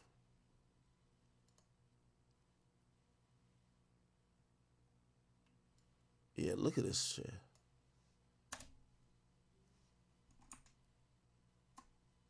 I don't even think you can see the AC units on top of this shit. Bro, this shit probably got like 40 zones, my nigga. Like, god damn. Nigga, this is a lot of money you gotta spend to keep this house up, bro. A lot of fucking cash, bro. Trust and believe. But I know Ross got it because he got other houses. He got the one on Star Island. He got a jet. Like, Ross is one of them niggas that genuinely, it ain't no way his most of his money coming from rap. It's not even close. But, you know, as we talk about that, you know why 50's someone that could talk about this? 50 Cent, Tyson house. Y'all remember the house 50 used to have? And his was 52 bedroom mansions. 50 at one time said, that nigga said people were in his house he never even knew. He said niggas would come over to his house, be in the crib, and he wouldn't see them for days or weeks. He's like, he would just bump into people and be like, nigga, how you here? They be like, bro, I've been here for weeks. What you mean? What you mean I'm here? If you got 52 rooms, 21 bedrooms, why not? They got a nightclub in his goddamn house. 50 had owned it. When 50 filed for bankruptcy, he talked about how much he was paying. Let me see if I can find that. 50 Cent bankruptcy filing. Land, like, you always gotta look at the landscaping. Look. He said what? It was $5,000 a month on gardening. No, wait. Let's see. Yeah. It was $5,000 a month on gardening. How big was that place? I got to see how big that was. He said he was paying $72,000 a month to maintain the crib. Yeah, $5,000 a month on gardening. And by the way, that's still like, is that 10 years ago? Over 10 years ago, right? So you know prices all going up. 50 Cent Connecticut house acres. I gotta see. Oh, it's 17 acres. Okay, yeah. So that makes sense. So 5,000. So he was paying 60,000. Yeah. So he was paying 60,000 just for gardening. Yeah. And that's in 2014. Adjust that for inflation, that's like 75,000. Kind of makes sense with it. Yeah. Because I only got like 4 acres. So I got 4 acres. Yeah. Bro, I ain't gonna lie. Shit is expensive. Nigga, when you get a big ass house, you just gotta make money constantly. Like, you just always gotta, when you get a crib, you just gotta generate money like a clock. Right? So it's like, if you live in a small apartment, if you're making 100,000, yo, you're good. Like, that's a lot of money. You're good. When you now get all the cars, the big fucking house, nigga, like, think about 50 then, right? Bro, he was capping about his monthly income shit, but whatever. You're paying $100,000 just to keep up, right? And we're not talking about. So you got to make at least 200, 300, and then you got to think about what you got to save. You got to think about, oh my God, it's a lot of shit, man. So that's what I'm saying. Ross probably is spending a lot of money, but he got to be making a shit ton, bro. I'm pocket watching the hell out of Ross, ain't it? Hey, this is where we'll put it at, right here. We'll put it right here. This is where I wanted at. Thriller and Manila. I have 15,000 people right here, just right here in the front yard for the car show. This is where we're going to put it at. And 50 Cent, whatever you trying to do in Shreveport, I understand the land is very inexpensive. So that's why you chose that. But you could put that on the other side in my backyard. I got another 150 acres. Bro, that house looks crazy, though. This should look bigger than the White House. Because on the backside, I won't even notice whatever y'all. Somebody said Jay-Z's house is just as big. Bro, Jay-Z's a billionaire, though. Like, Jay-Z's a billionaire. Little thing is y'all doing. We wouldn't even have to cross each other paths. I'll put you way in the back. Trust me, y'all can film all y'all little whatever shows. Ghost Part 9. Ghost Part 9. Yeah. In reality, man, I'm a pocket watch. I think Ross is going to be fine. I think Ross is the epitome of a hustler. I think he's a good investor. I think his business acumen, even outside of hip-hop, has shown that he knows what he's doing. I wouldn't bet against Ross. By the way, I think same with 50. I think 50 learned. 50 got so rich so fast. The vitamin water stuff, I think he spent a lot of money, but he was mostly doing it to keep up the facade for hip-hop. Like, he thought, when he first got on, he wanted to bring 50 people around him. He wanted to do the whole thing where he's paying for 50 people. And just over time, I think, even 50 now, 50 don't roll with 50 people. He still rock with Yayo, but he ain't going to have 50 niggas from the hood. Hell nah, you're not paying for all them, right? And I don't think Ross is like that neither. So, again, Ross got a big house, but I don't think he's financing a lifestyle of 50 goons that's just living in his house. So I think, he gets to do some pretty cool stuff with his house. Like, for example, he had rented his house out to when they were making Coming to America. Right? I don't know how much they paid him, but the Zamundin Palace in Coming to America was Rick Ross's house. Right? I don't know how many they paid him. Oh, here we go. Coming to America. Coming to America. Holy moly guacamole. Holy moly guacamole. Did Eddie Murphy call you direct? How did this happen? How much? No, screw that. How much money did you get? Hey. Whoa, dale que tú puedes. Is that a better question? Yeah, it was a better question. Yeah. No, it was a 7-figure play. All right. Wow. If they paid him $1 million to shoot a movie in his house, that means Rick Ross has successfully marketed that house as like a place fit for a king that people would also see fit to shoot movies in. He's definitely making 6 figures, if not maybe 7 figures off that car show yearly, whether it's through the products they sell on the ancillary, side of it, or from people buying tickets. Like, for example, let me do some quick pocket watching. Rick Ross car show attendance. I think, he had 12,000 people. He had 12,000 people that showed up. And you know how much he was charging for tickets? Look, let's go to Rick Ross's car show. It's gonna show the tickets were like $300 just to like come watch, right? Yeah, car participants $700. General admission $250. Vendors $3,500. Food trucks $3,500. VIP parking, because niggas gotta park now. Now you brought your car down here, you want to park $500. They had a 25,000. Come on. So let's do it like this. If 12,000 people showed up to that, right? 12,000 people showed up. Let's just say the average, price is $1,000. What's that? Until my math is going. Let me use a calculator before my math is bad. That looked like 1.2 million, right? I think 12,000 people. 12,000 people times, let's say, average is $1,000 each is spending.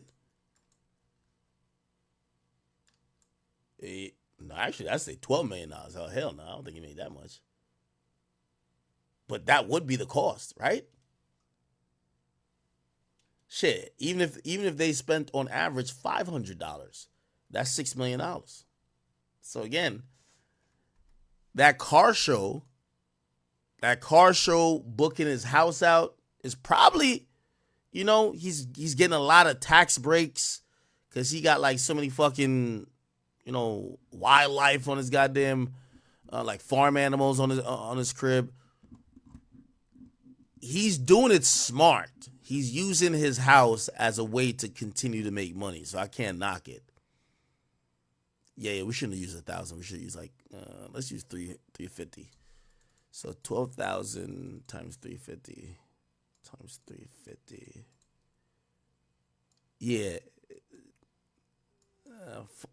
4.2 million. So let's just say 3.5 million. Damn, that's still a good amount of money. Obviously not all profit, but still, it is a lot of profit. Obviously he had to spend some money on booking, people to perform, have a staff there, security, this and third. But he's probably still walking away with 1 to 2 million in profit. I would assume, right? Shit. Okay. All right. Okay. All right. Fuck. We're at 10 goddamn hours. All right. Last thing and the last topic I'm gonna do is this whole Travis Scott thing. And thank you guys for rocking with me today, man. I love y'all. I didn't even think I was gonna stream for 10 hours. Trust me. Okay, so if you guys don't know, essentially, and I see a bunch of people like even asking because they thought I was posting fake shit. But this chart, you usually don't see it. This chart comes from it's a site that uses Luminate as their it's Music Connect. They use Luminate as their source.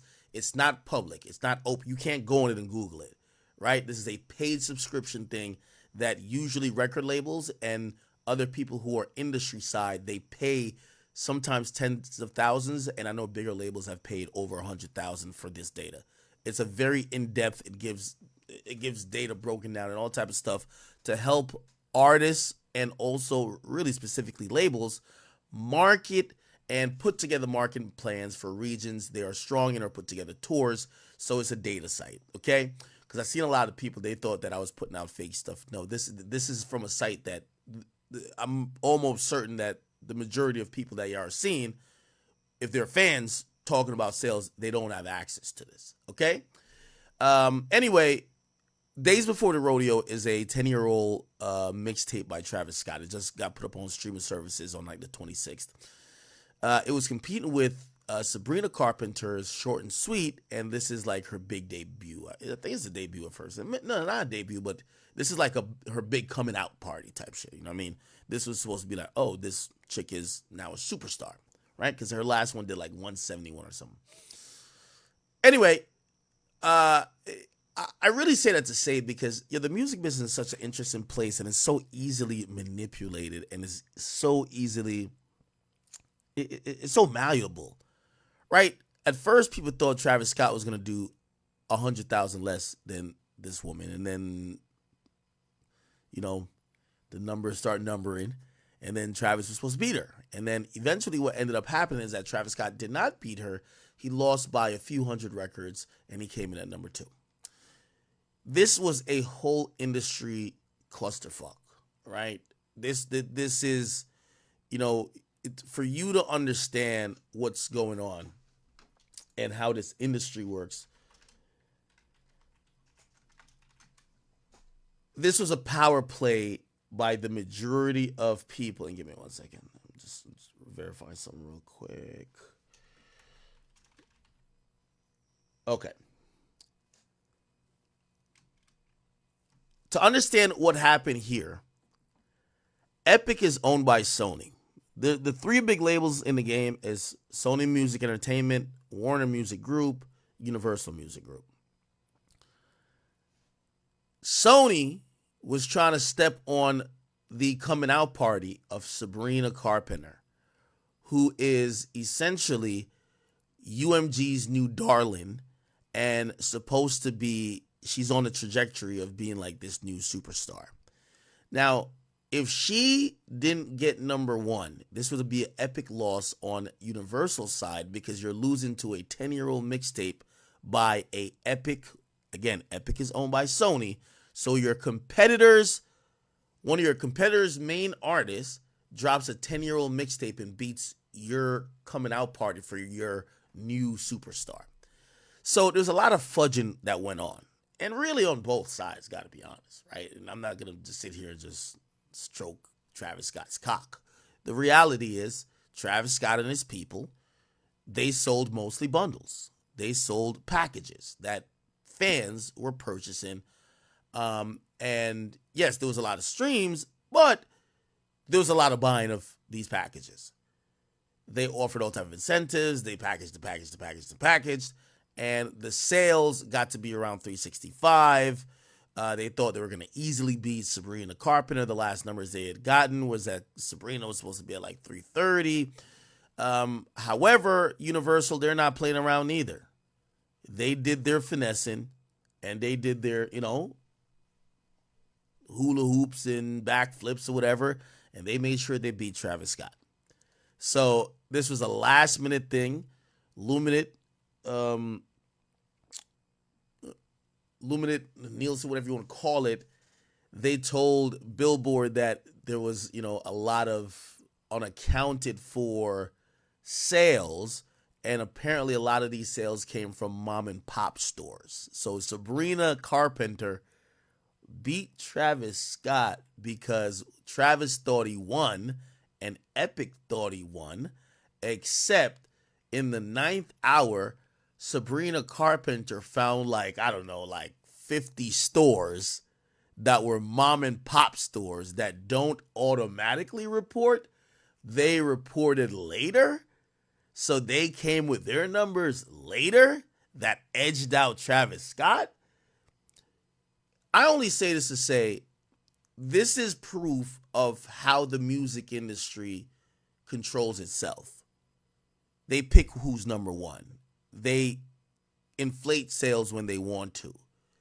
This is why, when I hear people talk about some of these artists, the very moment that these labels are done with an artist, or the very moment they have put a lot of stock or a lot of they've put their chips in on an artist, that artist can't fail, right? And this is where again, I know I hate when I say like somebody like Drake. Like, Drake isn't half the artist he is if Universal says fuck him. That's a fact. And I know this been going around where people are like, no, well, Universal wanted him to lose the battle. No. If they want to turn Drake down, they'll turn Drake down. Like, they run this shit. Now, the only exception here, and I know you would think Drake is the exception, the only exception is Taylor Swift. Taylor Swift has shown so much power that she has Universal around her finger, but they know they need her and also need her catalog. But regardless, to get back to the point, this was completely bullshit. Travis did get fleeced a bit, but I can't feel bad for Travis because everybody's playing this industry game of fudging bundles. And if we go back to Travis Scott's history, Travis Scott, remember when Nicki Minaj was losing it over Travis Scott beating her? And she blamed baby Stormy? Nicki Minaj. Let's see. Nicki Minaj.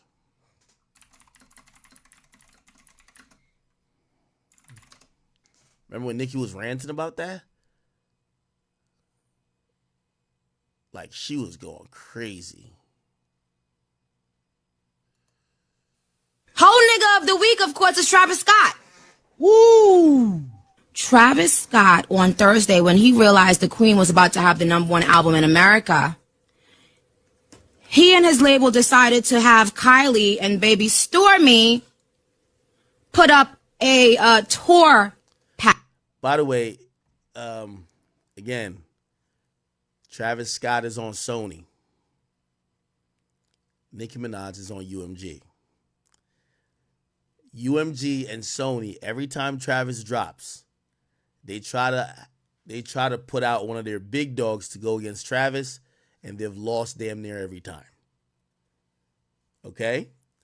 This is the first time they've beaten Travis, but Travis used a 10-year mixtape. Still, Sony wanted Travis to win. Pass. He had her go and post and say, hey, me and Stormy can't wait to see y'all. How are you selling something that does not have anything to do with your album, but it's being counted on Billboard as album sales? But what we not gonna do is have this auto-tune man coming up here selling fucking sweaters and telling y'all he sold 500,000 fucking albums, because he didn't. And it's a lot of rappers behind the scene that want to talk about it and they're scared. But sweetheart, I'm not scared. I'm legendary in these streets. Check it out now. Oh shit, it's my video. Damn. Shit, I got shot by my own goddamn voice. Where is it? There's a longer version of it. Whole niggas behind the scene that want to talk about it and they're scared. But sweetheart, I'm not scared. I'm legendary in these streets. I'm legendary in these streets. I'm legend. Now, if you're wondering how Travis sold so many records, because everybody's flopping, you go to shop.travisscott.com, and when you click here, you'll realize he sold a lot of vinyls. Now, you still can't knock him. I'm gonna be honest with you, because him selling vinyls, there are specific rules for vinyls that essentially force Travis to have these vinyls pressed up before. Vinyls take a while to mass produce. And according to the new rules, if these aren't already, pressed up and printed, people can't really take advantage of them. Anyway, you could buy the digital deluxe for $4.99, and you could buy the vinyl for $40. And again, most people buying these vinyls do not have, they don't have, what do you call it again? They don't have like even a vinyl player, right? Like, but it's now like a collection item. And that's the thing that matters. Let me see. There's a few other things. I thought he was selling some other shit too. Yeah, okay, yeah. He was selling some exclusive merchandise. I don't know if I could get into that yet. It looks like they've taken off all the merchandise. Obviously, the week is done, so they really that merchandise was only out for the week. So they were selling exclusive merchandise and other limited edition items that were bundled with the deluxe album, the digital deluxe, and that's how Travis Scott sold that much. Now, I can't be mad at Travis. I gotta be mad at the other artists who are big that don't take advantage of it. Because when Taylor Swift sells 3 million records first week, she's doing it via the same way, bundles. She's not doing it off just streaming. I don't know why Drake doesn't do bundles to the extent of how Travis does it. And I don't know why Kanye West hasn't done that. Maybe, I think Kanye West doesn't like to mix his businesses. But if he ever Kanye would have sold like 2 million records first week if he bundled them with a fucking pair of Yeezys. Right? Like he could have done it a bunch of times. He just never did. So again, you can't hate the player, hate the game, and then if your favorite artist ain't doing it. And by the way, Nicki's last album, Nicki Minaj store. Nicki Minaj's last album, actually, she sold a lot of merch as well. You could get the Gag City tee, right? Like, I know y'all want the Gag City tee, right? Well, why not? Yeah, she had a bunch of stuff. I believe this is a website. So I can't knock it. You know, everybody's realizing packaging stuff absolutely works. You get what I'm saying? So, you know, that's how Travis sold it. And I can't be mad that Travis, you know, got finessed or lost that #1 spot. Because in reality, bro, like, he was trying to game the system too. You know, not saying it's cheating doing all this bundle shit, but he's trying to do his 1-2 finesse, and Shorty finessed better than you, right? Can't be mad at her. Shorty just finessed a little better than you. You will be okay. Okay? So again, I know a lot of people are mad that Travis Scott got finessed. They want to like get mad at Billboard, this and third, but the issue here is bigger than Travis Scott. It's UMG and it's Sony Music. Travis, I'm not to say he's a pawn, but like he's just a player on a chessboard. And this was a match that Universal finally won, where Sony usually wins it, and they usually use Travis Scott as the person to beat whoever. Travis Scott beat Nicki Minaj, and I think he beat somebody else before on Universal. So I can't knock it, man. I can't knock it. I think Drake and other people should take advantage of this a little bit more, but who knows? Maybe people won't buy OVO sweaters as much as they would buy like all this Travis Scott shit, okay? All right, man. Chat, listen, it's been 10 hours. I ain't even know I streamed this damn long. I do love y'all. And we're trying to start another streak. So today's the first day of our new streak. Hopefully, I'm going to be back on tomorrow. Not even hopefully, I'll be back on tomorrow. See if I'll give you guys a couple more hours. If I didn't get to a topic today, and I truly do apologize, I hope to get to it tomorrow. But let's start a new streak, and I appreciate you guys still coming here, despite I haven't streamed in 6 days. All right? Chat, I want y'all to go get some rest, get up early for work, school, whatever you got to do. Keep accomplishing your dreams. I keep saying, listen, man, this is what I've been on recently. Every morning, no matter how busy you are, and I'm pretty busy, you know, I don't care if you have a million things to do. Take 1 hour out of your day, and you should either do 2 things every single day. Just 1 hour. You should be learning a new skill. Like this is gonna sound mad boring to y'all, chat.